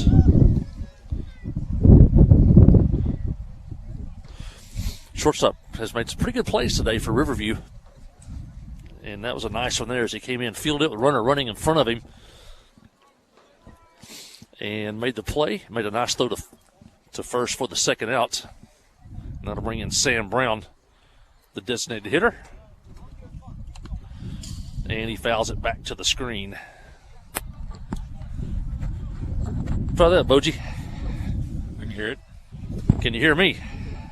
Yes. All right, so we got Boji Hester joining us here. Boji's a huge baseball fan, a great baseball player in his day at Southern Arkansas University. That's back when we used wooden bats. That was a true test of hitters then. Yeah, you didn't want to hit one off your fist today. You're just using a wooden bat, 40 degrees and wind's blowing about 30 miles an hour. McCormick's at third. There's 2 outs here. Brown, the 9th place hitter, the designated hitter with a chance to knock in a run here. Prince on deck. Everling pitches, and a fly ball on the infield. Second baseman going back. This could be trouble, and he caught it out behind second base, short right field. Makes the catch. That'll end the inning here, and the Yellow Jackets will go scoreless here in the 3rd inning. No runs for the Yellow Jackets. A double by McCormick. Yellow Jackets lead 4-0. You're listening to Yellow Jacket Baseball on the Trip 94.7. Friday night at the stadium is not the time to worry about your finances. Let First Arkansas Bank and Trust ease your mind with their mobile banking capabilities. You can check your balance, transfer funds between accounts, and even find the nearest ATM for dinner after a road game. The free mobile app is available on the iTunes Store and Android Market. You can cheer loud and proud for the Yellow Jackets because First Arkansas Bank and Trust has you covered. See a branch for more details. Equal housing lender, member FDIC. The Blagg Law Firm is a proud supporter of Clinton High School Yellow Jacket sports. When you need an attorney, call the Blagg Law Firm. Whether it's an injury accident, criminal defense, DWI, family dispute, or Social Security disability, Ralph Blagg believes in equal justice for all. Located on Court Street in downtown Clinton and on the internet at blagglaw.com. The Blagg Law Firm, a proud supporter of Clinton High School sports. Yeah, me and Bochi were talking about the conference here during the break. Yeah, Pangburn and Harding Academy probably the favorites in the conference. Pangburn with Luke Rowland. I don't know if you saw this. They played Greene County Tech last week. He struck out 17 in a 1-0 shutout over Greene County Tech. He's headed to Connor State Junior College in Oklahoma. And I think they've had 124 players drafted out of there over the years. Yeah, when I was in that league up at West Ark at Fort Smith, Connor State and Bacone and some of those colleges, they were always national powers, as junior colleges. If a kid's good enough to go to Connors, he's pretty good horse. Yeah, good pitcher. They got a couple of good pitchers there. Harding Academy, I think Cade Smith. They're still playing basketball though. Smith, that's their ace. He's also one of the starters on the basketball team. So Prince heads out to the mound for his 3rd inning of work. He already has 5 strikeouts. It's a good pitcher's day as far as the cold on the hitters, but it's also a tough pitcher's day because of that wind. Yeah, and it's tough for a kid to just concentrate all the time, because you're worried about how cold it is. You're worried about, your mechanics and everything, and you just can't hardly get stretched out. Two days ago it was 70 degrees, and then today it's 40. So it's just tough for a kid to get stretched out and really keep concentrating on what his job is. Well, Nelson had a good pitching outing on Tuesday. Gave up only 2 unearned runs and struck out the side in the 1st and the 5th. Peyton's got a good live arm. He's got a quick release. This is the young bunch out here we've got. Yeah, young Yellow Jackets on the field and ball 2 in the dirt there. But, yeah, young ball club. Yellow Jackets have had a lot of success the last few years, a couple of 3 conference championships, a couple trips to the state tournament. And, of course, no baseball last year. And Prince swinging a miss on a good pitch down and in. This is Hunter Andrews. He's the left fielder. He's the 8th place hitter. Murphy's only had 1 base runner so far, and that was a hit by pitcher. And pitch low and in the dirt. I think that makes it 3-1. The longer the game goes and the longer you have to stand in the dugout, when your team's at bat, pitcher gets stiff a little bit. Prince pitching from the stretch, I noticed this inning, and pitches high. And that was ball 4. Second base runner of the day for the Riverview. First walk in the game for Prince. Prince generally is around the plate. The couple of outings he's had. He's not overpowering, but he's usually around the plate. Well, the key in baseball, especially at high school level, don't walk people. Make them hit their way on. J.P. Armstrong, the hitter. He's the second baseman batting in the ninth spot. Runner goes. McCormick has trouble getting out of the glove. And Andrew Steele second standing up. Need a little communication from the first baseman there to let everybody know that he's running. You know, there's nothing wrong with yelling out there and letting people know what's going on. Runner at second. Nobody out. And a swing and a miss. Going for third. McCormick's throws on the money, and Landers was going to put the tag on, and now the runner heads back to second, and Nelson, he will put the tag on. Nice job that time by great throw by McCormick. Yeah. And then Landers did a good job as he turned to go back to second. Go ahead and let him set him up and then get the ball to Nelson for the tag. A lot of times you see those fielders throw that ball too quickly, allow the runner to double back on them. Yeah, I'm not sure that was a call's attempted steal right there. I believe that kid just kind of took off on it. If he's a young kid, he's got to realize some of these older boys have pretty good arms. And McCormick threw a strike to third that time.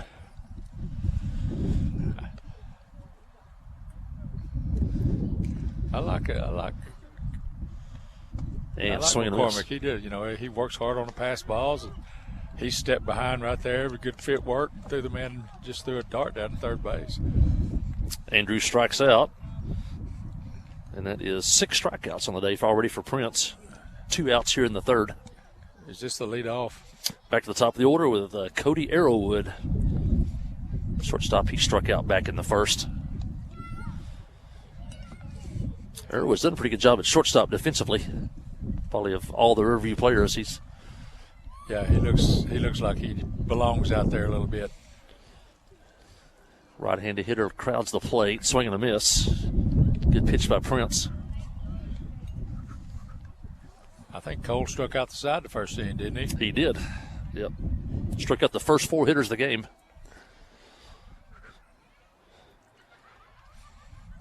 And the pitch on the way, just a little outside. So he's got 5 strikeouts and 1 walk. 6 strikeouts and a walk and a hit batter. You know, we're not keeping balls and strikes for counts up here, but when I was coaching, and I used to tell our kids, you know, if you can throw 60% strikes, you can usually kind of hang around, be in the game. He throws a lot of strikes. Boy, Nelson really filled up that strike zone on Monday. He did not throw his first ball till the second inning. All strikes in that first inning. Pitch was low. Prince back, and the pitch, swinging a fly ball. On the left side, Landers, Nelson giving chase. Landers will catch it. I believe it's a fair ball, and that'll end the inning on a pop fly to third. Nice play by Tripp. We've played 3 innings here at Riverview. The Yellow Jackets lead 4-0 here. You listen to Yellow Jacket Baseball on the Yellow Jacket Sports Network. You know, life here wouldn't be the same without a sense of community. This is a wonderful place to live. The home of the Chuck Wagon Races, Greers Ferry Lake, and of course, Joe Lee Chevrolet. You know, Joe Lee Chevrolet is famous for fairness, honesty, and square dealing. Now for 4 generations. Sure, you can buy a new Chevrolet car, truck, any other place, but this isn't anywhere. This is home.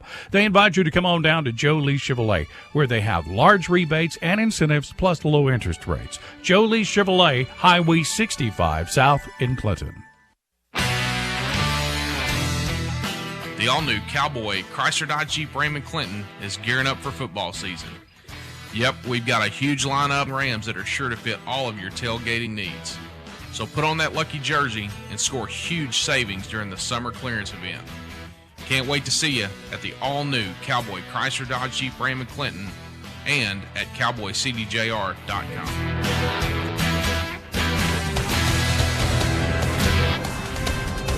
Last year, he was. And we're back here at Review. Me and Bochi talking about the state high school basketball championships taking place today with was it Fort Smith Northside girls and North Little Rock boys winning so far today. Well, that's a way to start off the state tournament weekend. Fayetteville and Northside girls went to double overtime. Northside wins by 1, and I think that Fayetteville had the ball with a chance to score. I don't know whether the ball got loose or something. I wasn't watching it. I was listening on the radio. So, way to start off. And I don't know what the score was of the boys' game. Yeah, Little Rock Central had beat them both times this year during the regular season and had, I think, a lead into the third quarter, and then North Little Rock took control and ended up by winning by about 10 points. And I think talking to Mayor McCormick, he's good friends with the North Little Rock head coach, said he sent him a text earlier the day before the ball game. And so North Little Rock boys state champion, Fort Smith Northside girls state champion. I guess we got the 1As tonight. Some of our local teams, Rural Special Girls and Norfolk with Miss Audrey Stewart's son, Will Stewart from Shirley, I think the head coach at Norfolk. And then Biola Boys at Gris Ferry. I'm not sure if that may be tomorrow night, though, on that 1A. No, I think it's today. I think it is the girls right now, and then Gris Ferry okay. Plays the 7 o'clock game.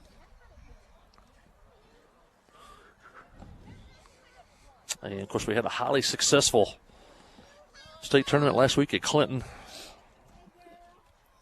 Hope we get that again in a couple of years. So everybody was excited. But the event went well. Thanks for all the volunteers who helped during the week, and Angela Bradford and her crew in the concession stand. And it was a great week last week at Yellow Jacket Arena.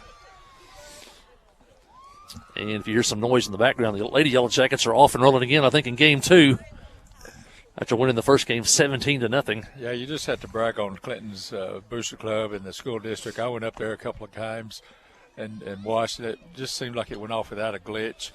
And, people acted right in the stands, social distancing and things. And, the gymnasium is big enough to hold everybody that wanted to come.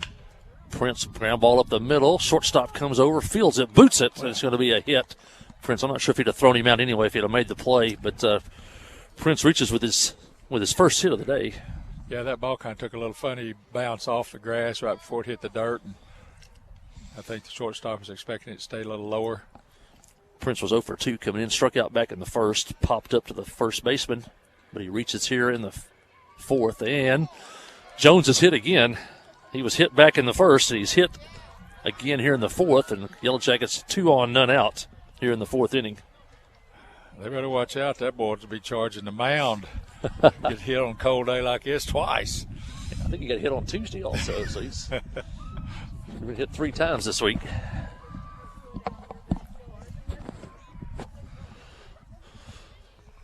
First and second, nobody out here in the fourth. Yellow Jackets scored 4 in the first, have not scored since. Yeah, there was a leadoff. Jonesy's second. Peyton's third. We need to get some runs right here. Nelson, fly ball center field. Running over to his left, and is over his head. One run's going to score. That's Prince. Jones is coming behind him. They're going to wave him home. And on a double by Nelson, Prince and Jones score. And the Yellow Jackets now lead 6-0 on a ball that got up in the air in left field. That's about the only place you could probably hit it and get a little bit of help from the wind. Yeah, I think Jonesy had a real good read off that off first base. He had a best angle between the baseball and the center fielder, and I think he could tell the center fielder wasn't going to get to it. Yeah, great base running. He scored all the way from first. You see a lot of kids might hesitate on that ball. And now Nelson heads for third. Ball gets away from the catcher, and he'll be there with nobody out.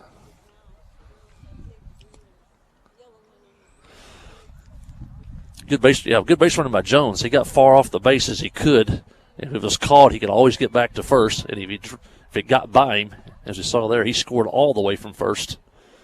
Landers rips one to right field.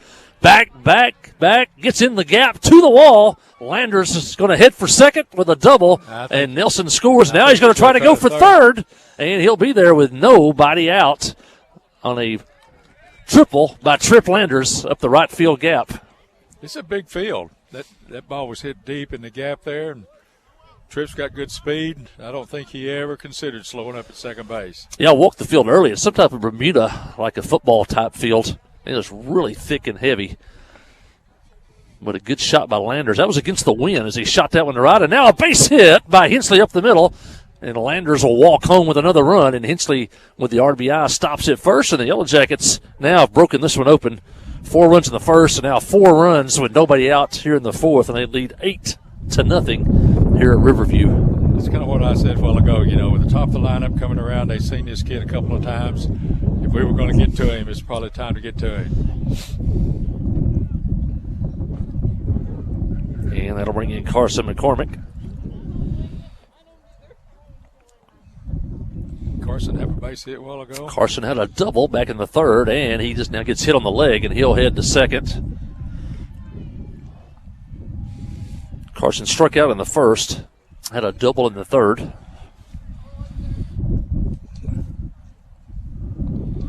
And that is at least the third, I believe, hit by pitch by Heverly.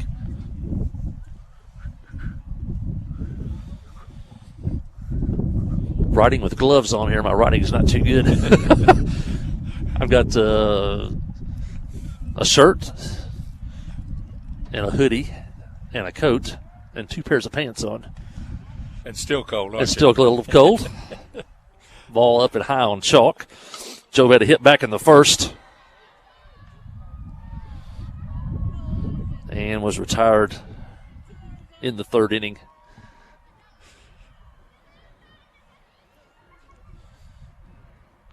And the pitch on the way, swing and a miss.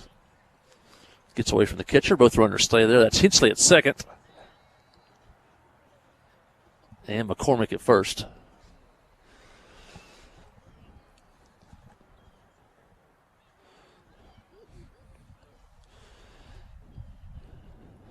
And the pitch on the way, swinging a foul ball outside of third. Nice play by Coach Prince. Still got good hands on a cold day.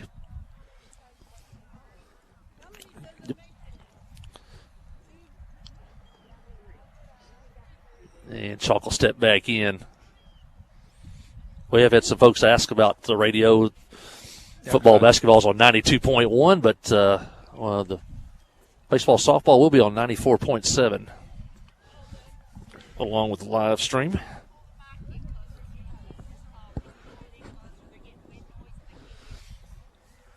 I probably don't need to hear that. If you may have heard that, yeah, it's been kind of windy today, and that really, this ambient noise gets on the mics. It almost can't control it. Runners lead away at second. Pitch on the way, and a little bit low there. I think during that action that Joe went down on strikes. 1 out for the Yellow Jackets. And a pitch on the way, low in the dirt. Good job by the catcher to catch that one.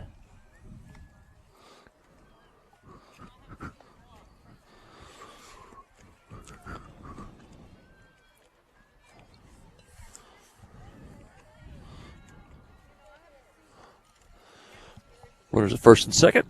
1 out pitch, and another hit by the pitcher. And that's going to load the bases here. It's kind of funny from this angle back here. It looks like he's kind of throwing a little sinker. He kind of drops his arm on his release, and his ball looks like it's kind of running back into the right-handed batters. And that pitch probably moved 6 or 8 inches. By the way, it was Titus Johnson. He was pitch hitting for Zach Alexander. Now the bases are loaded. And that's going to bring up another pinch hitter, I believe, for the Yellow Jackets. Or is that's Wilson batting for himself now. Yeah, he's a left field, isn't he? Brown been hitting for him as a designated hitter. Wilson will bat for himself. And the pitch on the way is outside.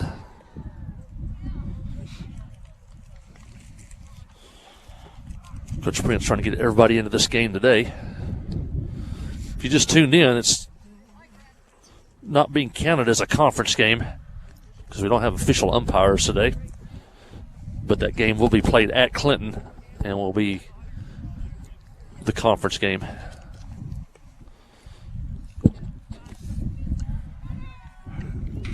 In the past, we've always played a double round robin, hadn't we? But this year they decided just on singles. Yes, and I think we've also played double headers, counted both games as conference games. And the pitch is a strike. This year, single round robin, 1 trip or 1 home game with an opponent. Yeah. And then only that First game counts as a conference game.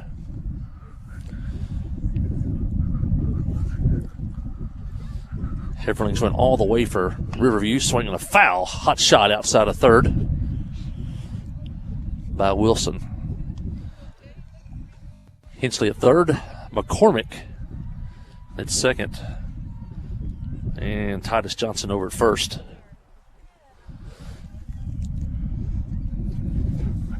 Got bases loaded, nobody out here. We could still add some runs to this inning.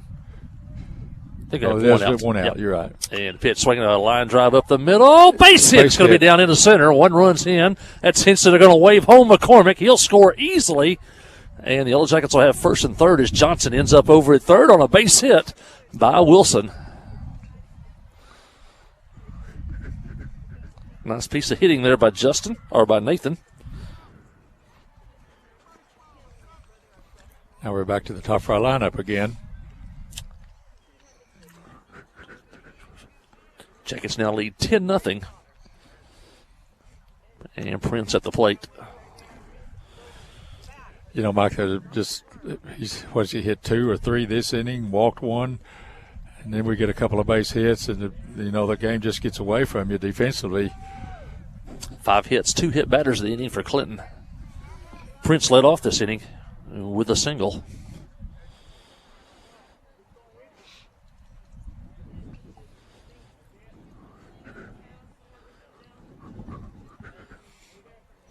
And Heverling gets back up on the hill.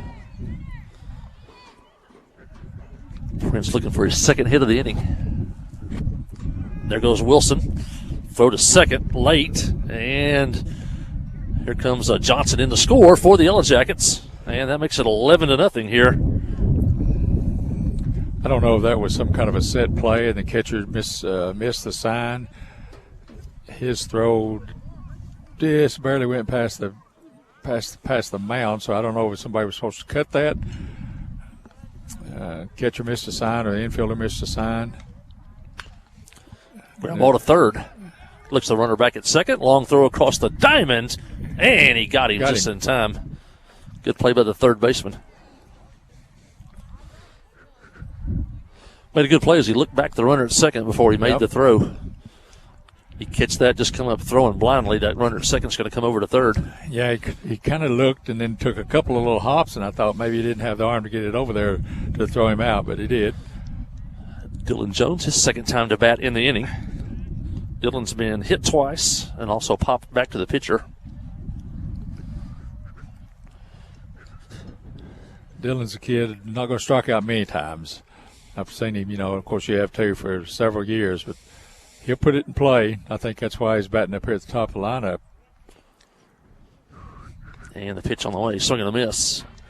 Plus he can run a little bit. He'll like him on the bases with those big hitters coming up behind him. Yeah.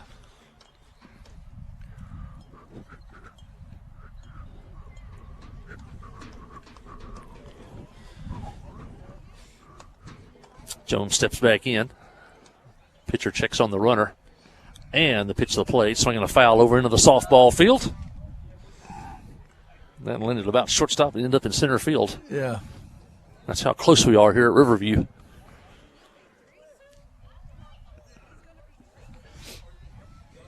Yeah, you're kind of in a war zone here. The fouls from the softball field get you in the back, and the fouls from the baseball field hit you in the front. I have seen fans get hit here before. I've worked a few games here over the years. Yeah. Pretty close together. Pitch from Heverling, and a swing and a miss, and that was probably going to hit Jones, but he fouled it before it did. That's a very defensive swing right there, wasn't it? It was coming right at him, and he fouled it to the screen over near the Clinton dugout. Yeah, if that pitcher realizes when that ball runs into that right-handed batter, he could probably use that real effective for himself. Kind of like a screwball as it runs back toward the batter. Yeah. Heverling from the stretch to the plate. Swing and a miss on a pitch away, and that's going to end the inning here as Jones strikes out. But a productive inning for the Yellow Jackets. They have 5 hits in the inning, and they score 1, 2, 3, 4, 5, 6 runs in the inning. And now the Yellow Jackets, at the end of 3.5 innings of play, lead here 10-0 over Riverview. Stay with us. You're listening to Yellow Jacket Baseball on the Trip 94.7 and the Yellow Jacket Sports Network. Friday night at the stadium is not the time to worry about your finances. Let First Arkansas Bank and Trust ease your mind with their mobile banking capabilities. You can check your balance, transfer funds between accounts, and even find the nearest ATM for dinner after a road game. The free mobile app is available on the iTunes Store and Android Market. You can cheer loud and proud for the Yellow Jackets because First Arkansas Bank and Trust has you covered. See a branch for more details. Equal housing lender, member FDIC. Towing and recovery is the last thing you think about until you really need it. Then you really want the best. There's only one name to call, Justin's Collision Repair Towing and Recovery. They have the largest and latest model recovery fleet in North Central Arkansas. From small towing to heavy-duty towing, Justin's Collision Repair Towing and Recovery on Highway 65 in Clinton is the one to call, 745-2992. That's Justin's Collision Repair Towing and Recovery, 745-2992. That was tougher. Yeah. Back here at Review, Yellow Jackets break it open here. Folks listening back home, I think maybe Stephanie Treese over at the junior high, maybe they're listening over there. It's a parent-teacher conference night, Boji, and you remember those days. Oh, yeah, loved them. But, you know, they were effective. The parents that came were involved and interested, and you always felt good when parents came in and you get a little constructive with the parents and the kids right in front of you. So there are some really good benefits of those parent-teacher conferences. And, 20 years ago or nothing, we never even thought about that. And so I really think it is a great deal for there to be communication from the parents and the teacher about the student. With the emails and the internet and the Facebooks and everything now, a kid shouldn't be able to go all semester and be struggling and the parent not know it. The back in the day, when you and I probably first time a parent knew anything about it is when you brought home that D or C or something. Ground ball to short to start the inning here. Nelson's throw across the diamond for the out, and that's how we start here in the fourth inning for Riverview. That's Middleton, the catcher. He grounds the short to open the inning. I've even noticed some schools, especially in the elementary level, allowing the student to explain to his parent the teacher's report to him. I thought that was interesting, too. There's a few schools I've seen that. Yeah. The teacher, the parent, and the student are there, and the student kind of leads the discussion.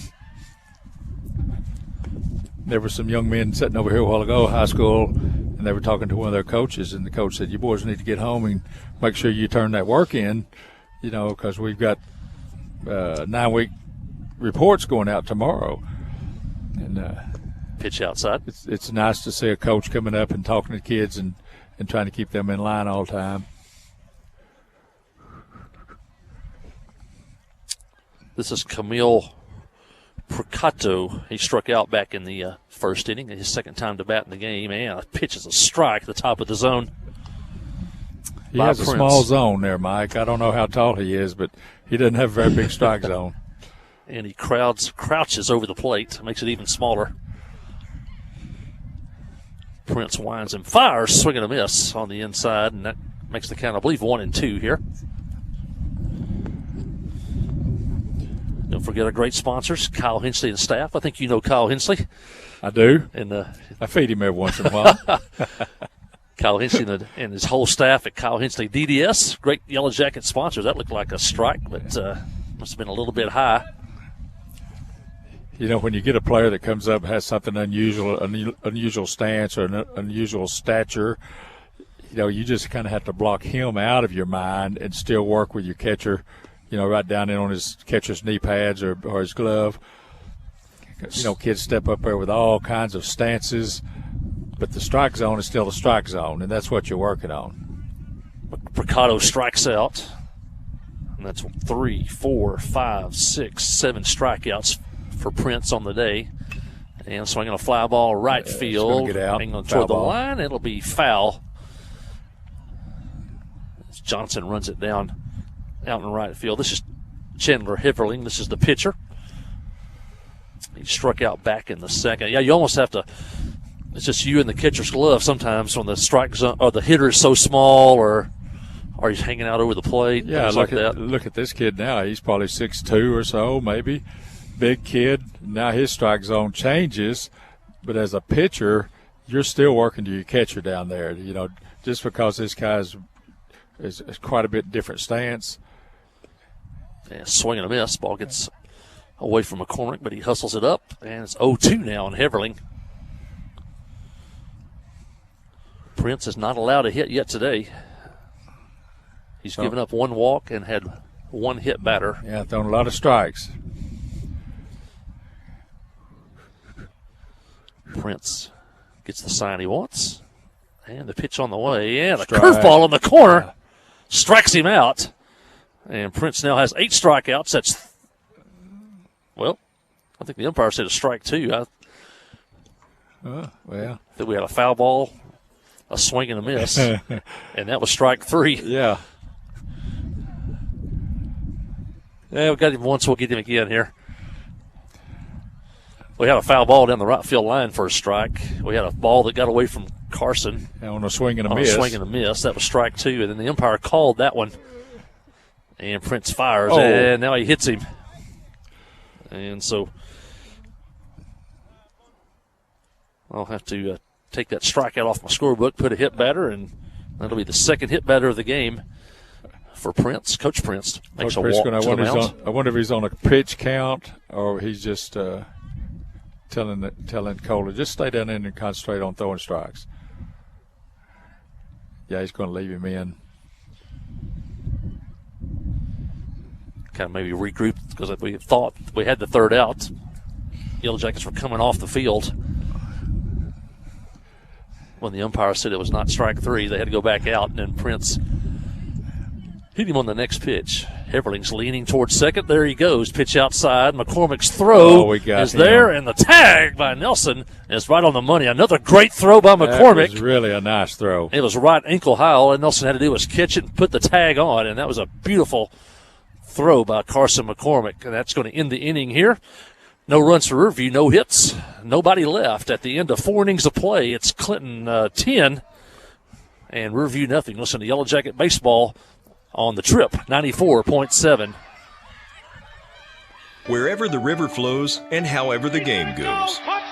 The River Company is a proud sponsor of Clinton Yellow Jacket Sports. Just like in sports, you want someone who has your back. The professional team at the River Company Insurance does just that. They'll work hard to find you the most coverage at the best possible price. Whether it's business, farm, ranch, personal, or automotive, the team at the River Company will get you exactly what you need. Sports is a team effort, so come join the team at the River, formerly S&P Insurance.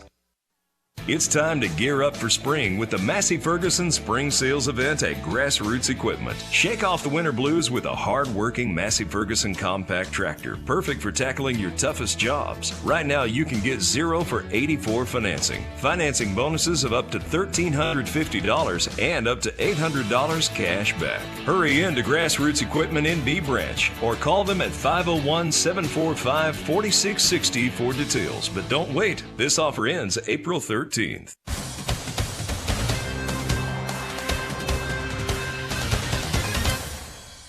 McCormick hit the Heverling, the final batter of the 4th inning, but immediately Carson McCormick throws him out trying to steal second.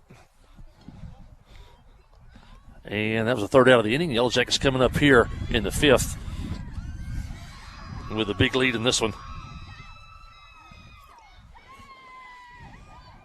You know, that would have been a good teaching point there for a coach, you know, for younger kids. The throw is right on the bag, you know, and Peyton catches it. And instead of trying to reach out there and tag the kid, he just drops his glove right on the base, and this kid comes sliding into his glove.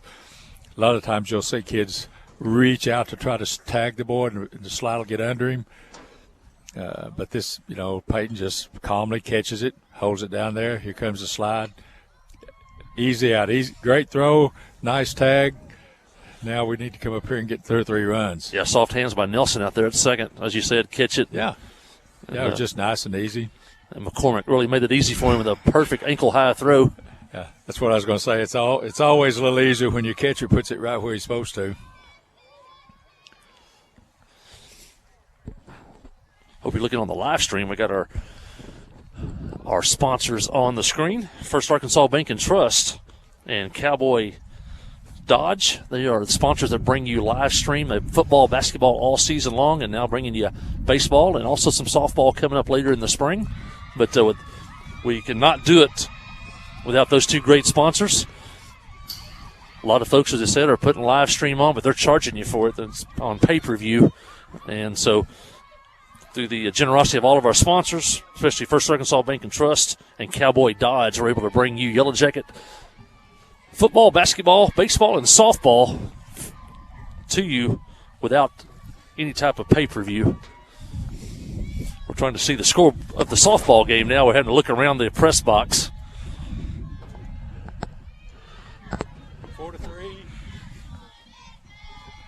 4-3 in the second game. Clinton in the lead. First game, if you just tuned in, Clinton won 17-0 in the first game. Yellow Jackets lead here 11-0 in this one. 4 in the first and 7 in the fourth inning. New pitcher for Riverview. I believe that's the shortstop.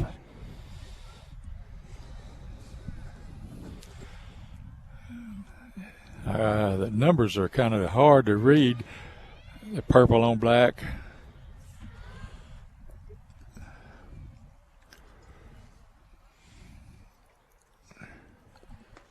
Let's see what that number is. Is that 32? 32. Yep, that is the shortstop. That's Cody Arrowwood. Yeah, now pitching for Riverview. He's had a good day at shortstop. I'd say probably their best, definitely in the field, best overall player we saw.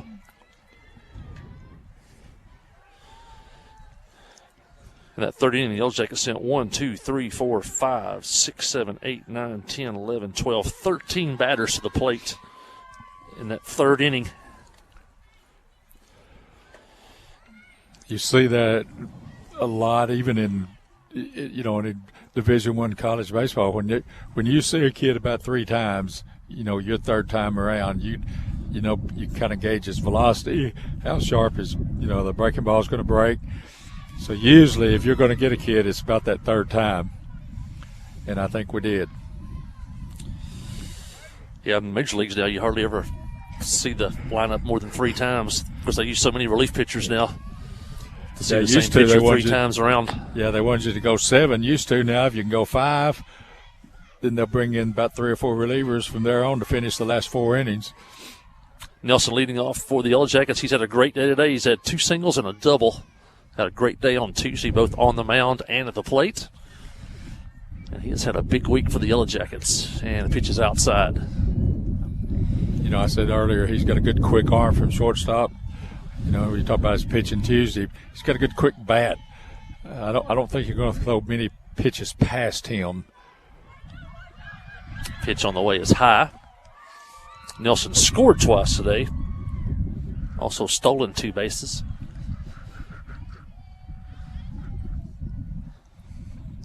Glad to have him as part of Yellow Jacket baseball. Yeah, it's a young club that will, I think, will get better and better as the year goes on. Yep. Yeah, he brings a good arm, brings a good bat, a lot of speed. So he's got some weapons that we can use. He looks like a true middle infielder. Has that quick hands, the feet, the body build. Just a junior. Arrowwood's pitch, line drive, base hit in the right center field. And he is off and running. They better hurry on that one. He's heading for second, and he's going to be there standing up. Now the ball gets away, but he'll stop at second. That would be a normal base hit for a lot of players. And he's hustling out of the box. They say you get doubles and triples. That is that first 6 feet hustling out of the box a lot of times. I know that's what Van Horn always harps about. When you hit it, you're thinking double. Thinking double until somebody stops you. That's right, because, even on a routine. There he goes to third, and he'll steal it standing up. That's his 3rd stolen base of the game. Just like that ball that Peyton just hit.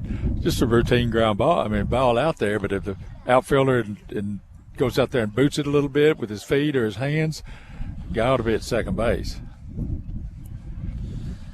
Triple Anders at the plate, batting from the left side. Tripp's 2 for 2 today with a walk, and he rips one down the right field line out of play, but out in the parking lot out there. He turned on that one. Yeah. And that wind is blowing him almost straight in now from right field.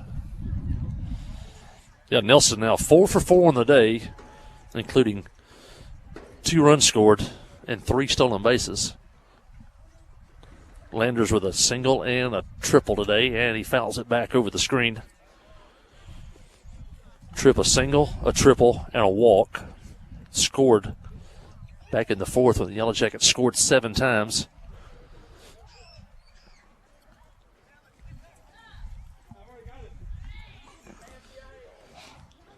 Arrowwood pitches, and Landers hits it to right field. Back, That's going to be back. a It's double, going to be another over his triple. head. Landers around first. Nelson's going to score easily, and Tripp will be content to pull up with a double. And Tripp now 3 hits on the day, including a walk. Right fielder was just a little bit shallow for a Tripp right there.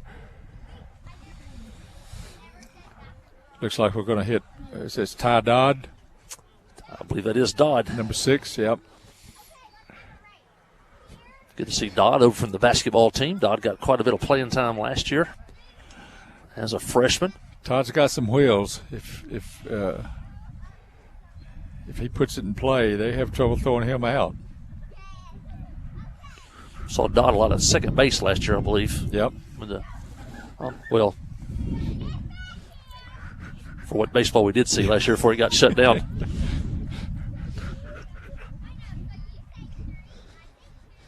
And there goes Landers for third. Ground ball to short. They'll have to hurry It'll to be a throw long him throw out. out of the hole, and it gets by the shortstop. Landers will score easily, and Dodd will end up at first on an error by the shortstop. And that would have been a tough throw anyway to cross the diamond.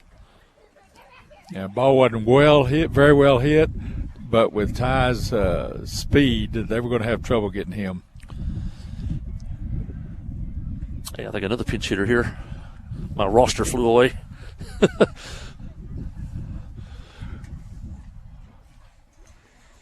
Hitting for McCormick here.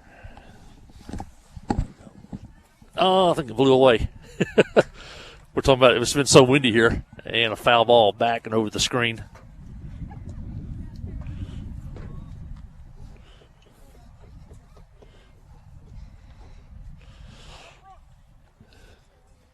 Strike one on the hitter. Batting from the left side. Dodd leading away at first. And there he goes. And swinging the ground ball to second. Fielded by the second baseman. Throw to first for the out, but Dodd moves up to second on the fielder's choice. Runner at second now, 1 out.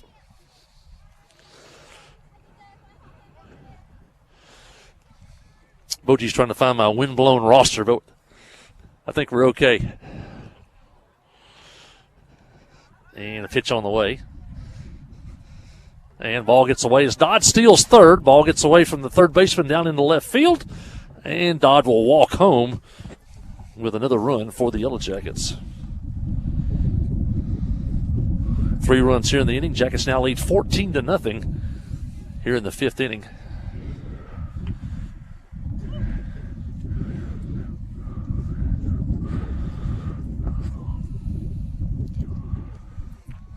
Coach Prince is getting a lot of kids in the innings right now. And a strike there.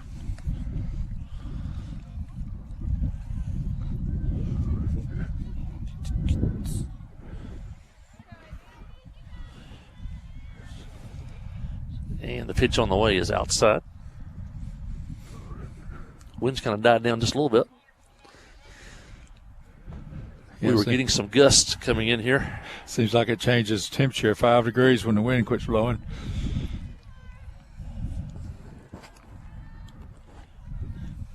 And the wind and fire just almost hit the batter. He ducked under a pitch coming at his head. That'll be 2-1.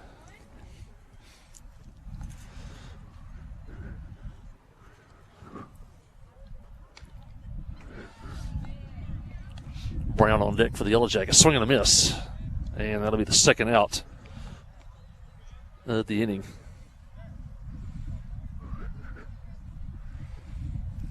This is Brown. Yep. Sam.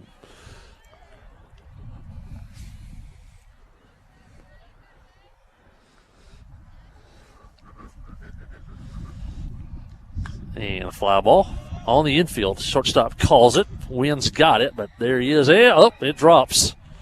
Looked like he was under that one. Yeah. And just fell behind him. It's a little bit of a tough sky. It's gray. And I just think he had it red and then moved out from under it.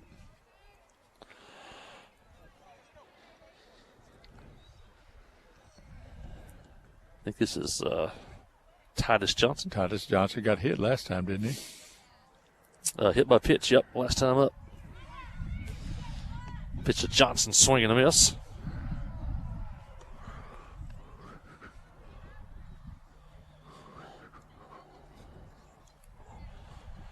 Runner at first, 2 outs here in the 5th.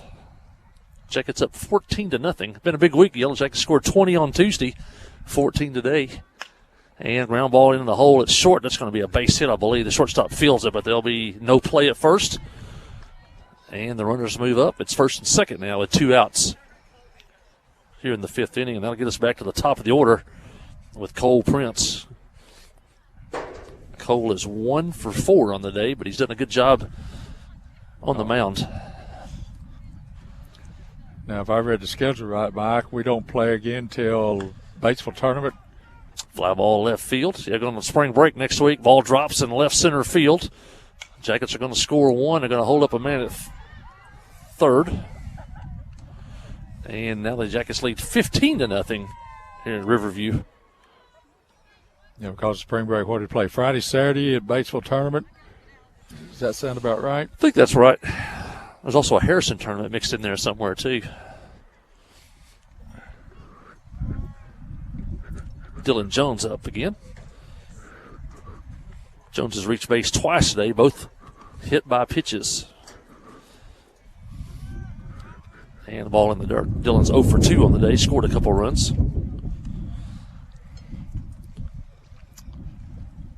Yeah, the Batesville tournament's the 26th and 27th, and the Harrison tournament's April 2nd and 3rd. After the Batesville tournament, we'll get Newport, and then we come back on April the 1st. Line drive Academy. In the hole in the left field. Jones has his first hit of the day, and the Yellow Jackets score 2 runs on the hit by Dylan Jones, and Dylan's going to end up at second.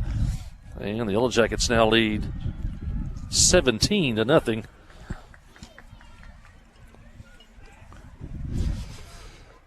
Mike, when it's cold, those holes get bigger out there, don't they? Nobody wants to move. Nobody wants to move, that's right.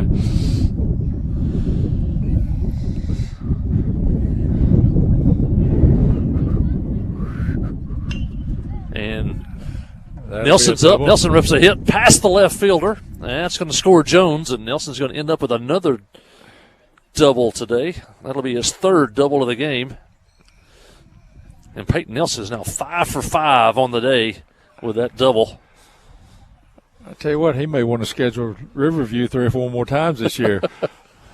He is killing it. If every time they throw him a strike, he's been right on it.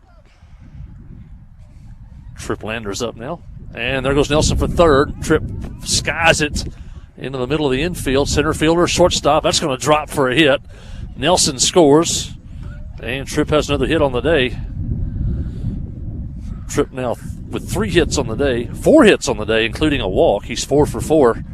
Along with a walk, he scored 3 times. And he drives in Nelson here. And the lead continues to grow. This is Ty Dodd again.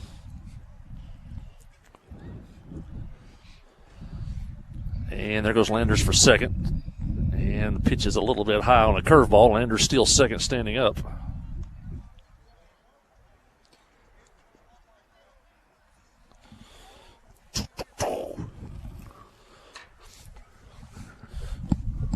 Boji, take over for a second. I'm going to plug a piece of equipment in before it runs down. Curveball, swing and a miss by Ty, but Tripp took third base on the pitch. So we've got a man on third base. Nobody out. Ty Dodd still at the plate. Here's the pitch inside. Coach Coach Prince has got a lot of players in, probably got everybody on the roster that he's brought has been able to get an at-bat or two. Pitch on the stretch. Here comes the pitch. Todd gets a base hit past the shortstop. He's going to try to stretch a single into a double, and he does. Slides in second base. He's got good wheels. He came out of the box hard. He was thinking double all the way.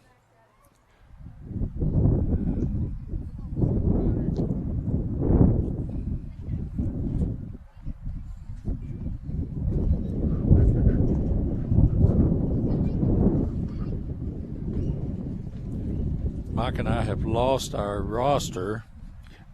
We've got number 21 batting.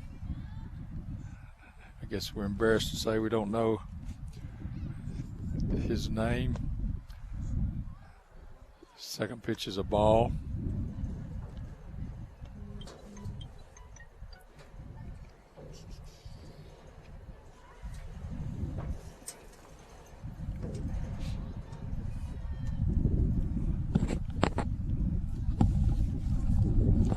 Pitch gets away from the pitcher. Puck goes all the way to the backstop. Todd moves over to third base easily.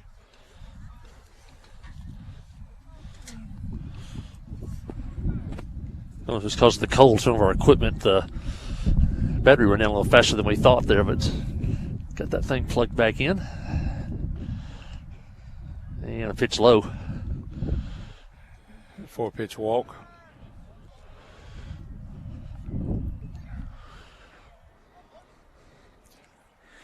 I'll tell you what, your scorebook is pretty ugly right now. We've had 2 innings where we batted around, and I'm riding in gloves here. The scorebook looks bad, but the score looks good for the Yellow Jackets. And a strike called. Yeah, and you're having to sub in the players as they come to bat, and so you're trying to keep up with how many at-bats the starters have versus how many at-bats the subs have. So we got a man on second and third. 18 runs for the Yellow Jackets, 20 on Tuesday, and that pitch is all the way back to the screen. That got away from the pitcher.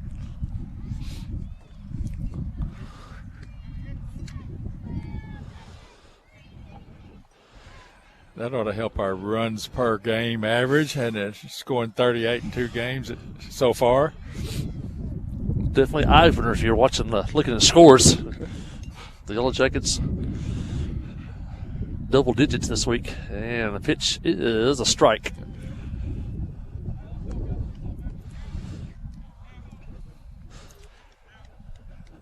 Yeah, on a cold day, that batter wants to go up there and let's swing this thing. I don't want to stand up there and look at 4, 5, 6 pitches. If he throws me a strike, I want to swing. Erwood pitches, swinging a line drive, base hit over the shortstop's head. There's 1 run in. Here comes another. That's going to make it 20-0 here for the Yellow Jackets. Sam Brown back up again.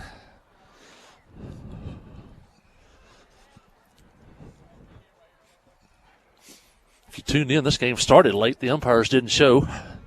Had to make some adjustments with some umpires here locally. This will not count as a conference game, but the game at Clinton will. You know, just looking around right now, I don't know everybody here in the park, but if you're looking at which side of the field, it looks like Clinton's got about 35 or 40 people here, and Riverview's got 3 or 4. A couple of high school students.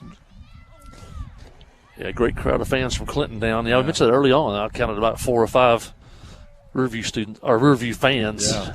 It's at game time. It's less than that now.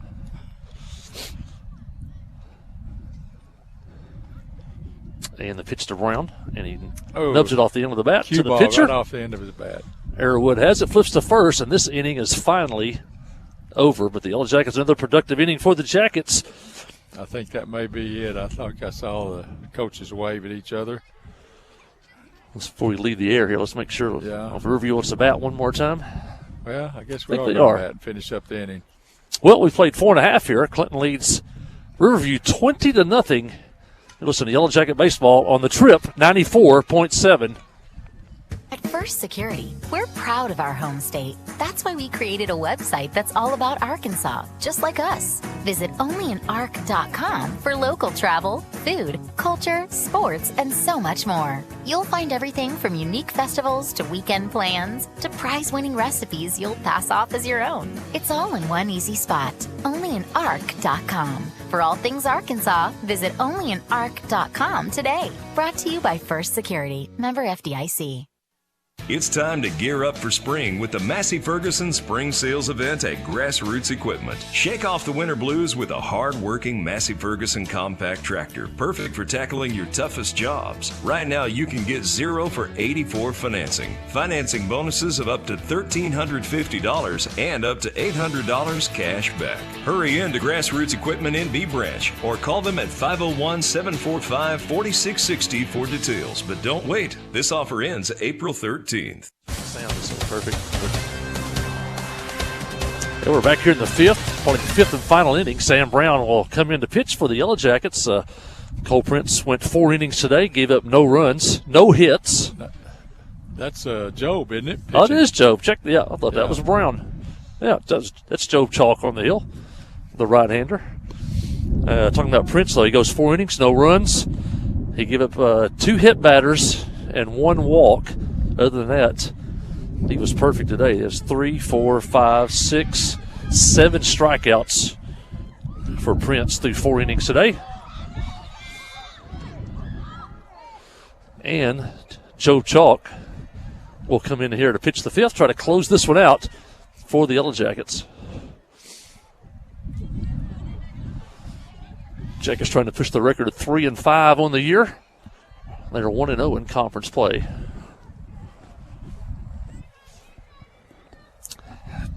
Chalk is a right-hander. And the pitch on the way over the top is a strike. He pours it right in there. Throw strikes. Isn't that amazing how the game gets easy when you throw strikes? Chalk quickly back to the plate and the pitch inside.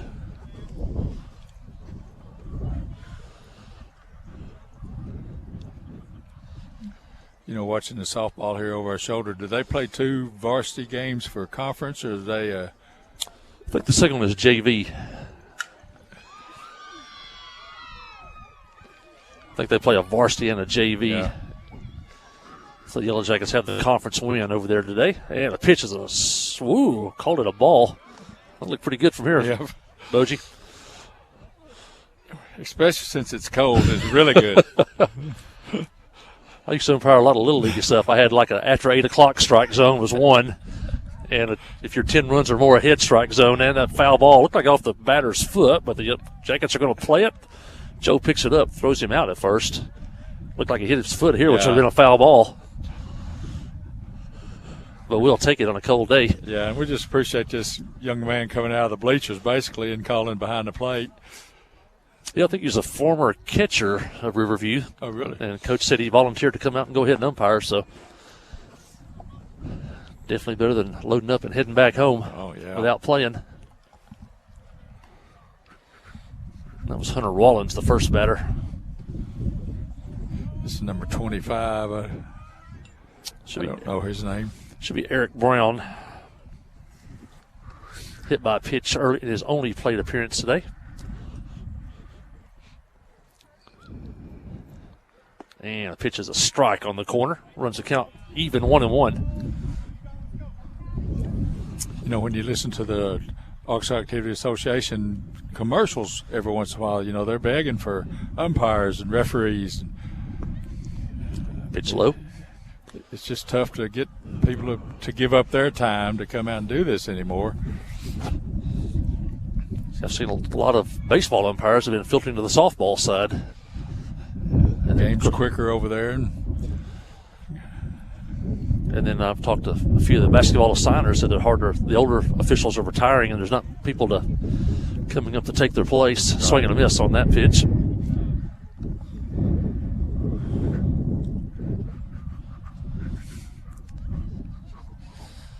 Chalk winds and fires, And pitch is a swing and a miss on the inside corner. That is strike 3. Strikes. 8 strikeouts on the day for Yellow Jacket pitching. And now 2 outs here in the 5th as Jimmy Medlock comes to the plate. Medlock struck out on his only plate appearance back in the second inning. And I think even the crowd is hoping this is the last batter of the game. Yeah.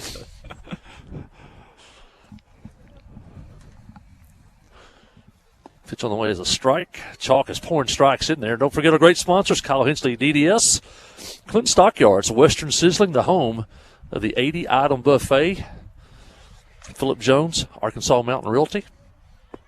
And that pitch is a little bit low. Canada Abstract Company, Regions Bank of Clinton, and all the folks over at Regions Bank, Todd Treese and the Treese family, everybody over at the Pottery Shop, and Chad Brown, attorney at law, our innings boosters. And a strike on the outside. That makes the count 1 ball, 2 strikes.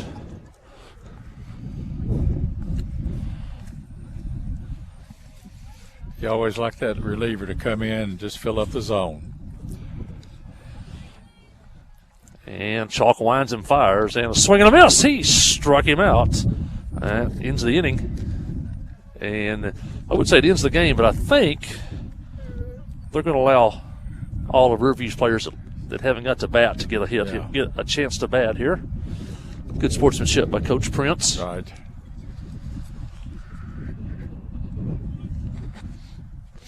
So I don't know if they're just going to play until they all get to hit one time.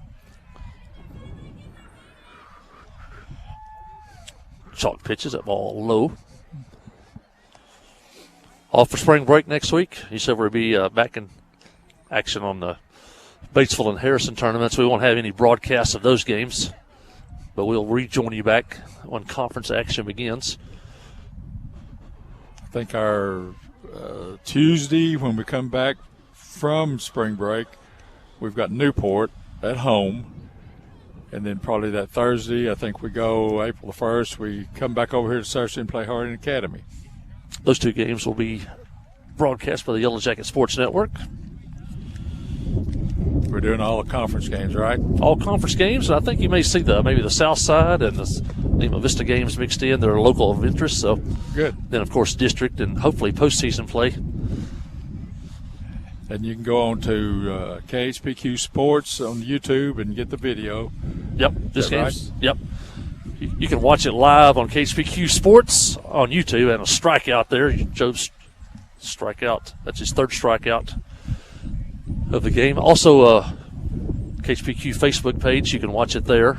But as soon as the games are over and we get all finished here, it'll be archived up on YouTube, and you can go back and watch it. You can go back and watch Russ's Grand Slam if you want to. We did that yesterday, as a matter of fact. And a swing and a miss.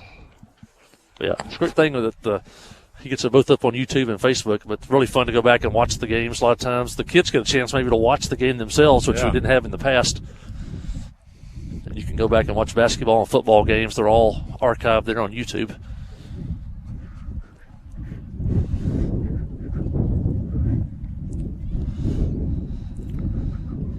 And Chalk pitches inside. And if you want to listen to it the old-fashioned way, we're on 94.7 The Trip this year.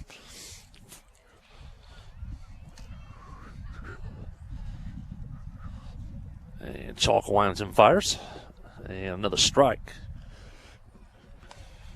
Maybe not. The umpire. I was fixing to say, he didn't give us a motion, but it sure looked like a strike. I think I pre-called that. It looked like it was right down the middle. Chalk to the plate, and there's a strike. Joe, all the pitchers coming in have thrown a lot of strikes today for the Yellow Jackets.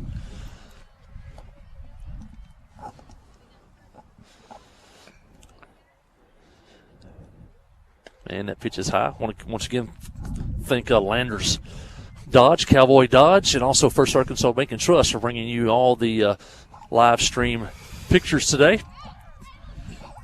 I'm not sure how many baseball programs around the state are on radio or live stream. Can't be too many, so thanks Sid King and for bringing this to you.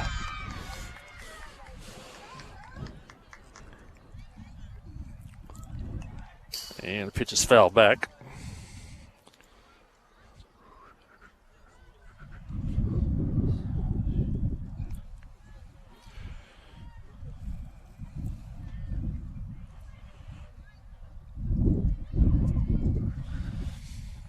Runner at first for Riverview.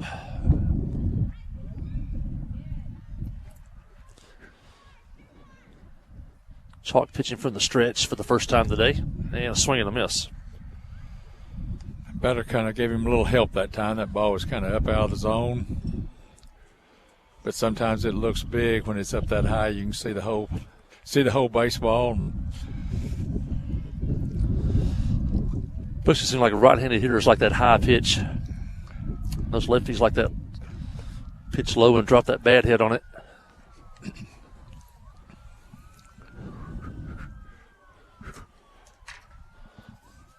If you're hearing a siren, we are just, a few hundred yards from 67, 167, the freeway, as the school borders the freeway here in Searcy.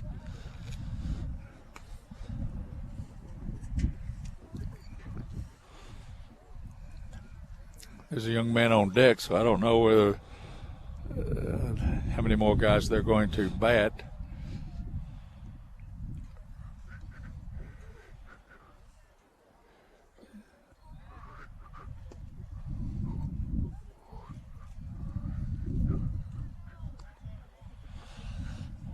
Steps out now. Yeah, that pitch was right on the outside corner. Umpire wasn't real demonstrative about his call, but he called it a third strike. Here comes another left-handed batter. They don't have anybody in the on-deck circle, so this might be the last batter. Left-handed hitter. Yeah. McCormick's went all the way behind the plate. He's had a good day back there, too. Threw a man out at third, threw a man out at second. I believe they've got a big lead over at first. Jacket's not really holding the runner over there. And a pitch is a strike. Nice pitch by Chalk. Yeah, as a coach in that dugout, you like to look out there and say your pitcher throwing strikes. Man, it's a frustrating day when you just hit people and walk people. Runner takes second. Jackets really didn't try to hold him at all there with a big lead.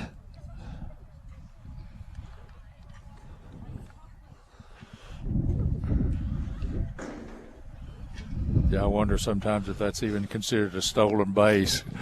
That's kind of no decision on the defense. A strike on the corner. Yeah, I think the actual scorekeepers can kind of call that fielder's indifference or something if they want to. Yeah. If they want to determine if that Yellow Jackets didn't hold the runner on, they gave him second if he wanted it, leading 20-0 here over Riverview. Runner leads away at second. Pitch on the way, and that ball's low in the dirt. Good job by McCormick to block it, keep it in front of him. Yellow Jackets with two good catchers in Triple Anders and Carson McCormick. Yeah. You can never get enough catchers. This young kid right here, he blocks them. That ball just will not get past him. Chalk's pitch, and a swing and a miss. He struck him out. And that's it. And I believe that's it. Coach Prince gives them the signal. Coaches are waving at each other. And the Yellow Jackets win this one. They win 2 on the week, and they win today by a score of 20-0. Stay with us for the postgame show. You listen to Yellow Jacket Baseball on the Trip 94.7. At Southern Farm Bureau Life Insurance Company, you aren't just a number on the scoreboard. With 1.3 million insured, we have a long history of making good plays. That's why game day and every day make us your friends for life. Contact your local Farm Bureau agent for more information or visit us at www.sfbli.com. Southern Farm Bureau Life Insurance Company, Jackson, Mississippi. Not licensed to do business in all 50 states. The all-new Cowboy Chrysler Dodge Jeep Raymond Clinton is gearing up for football season. Yep, we've got a huge lineup of Rams that are sure to fit all of your tailgating needs. So put on that lucky jersey and score huge savings during the summer clearance event. Can't wait to see you at the all-new Cowboy Chrysler Dodge Jeep Raymond Clinton and at cowboycdjr.com.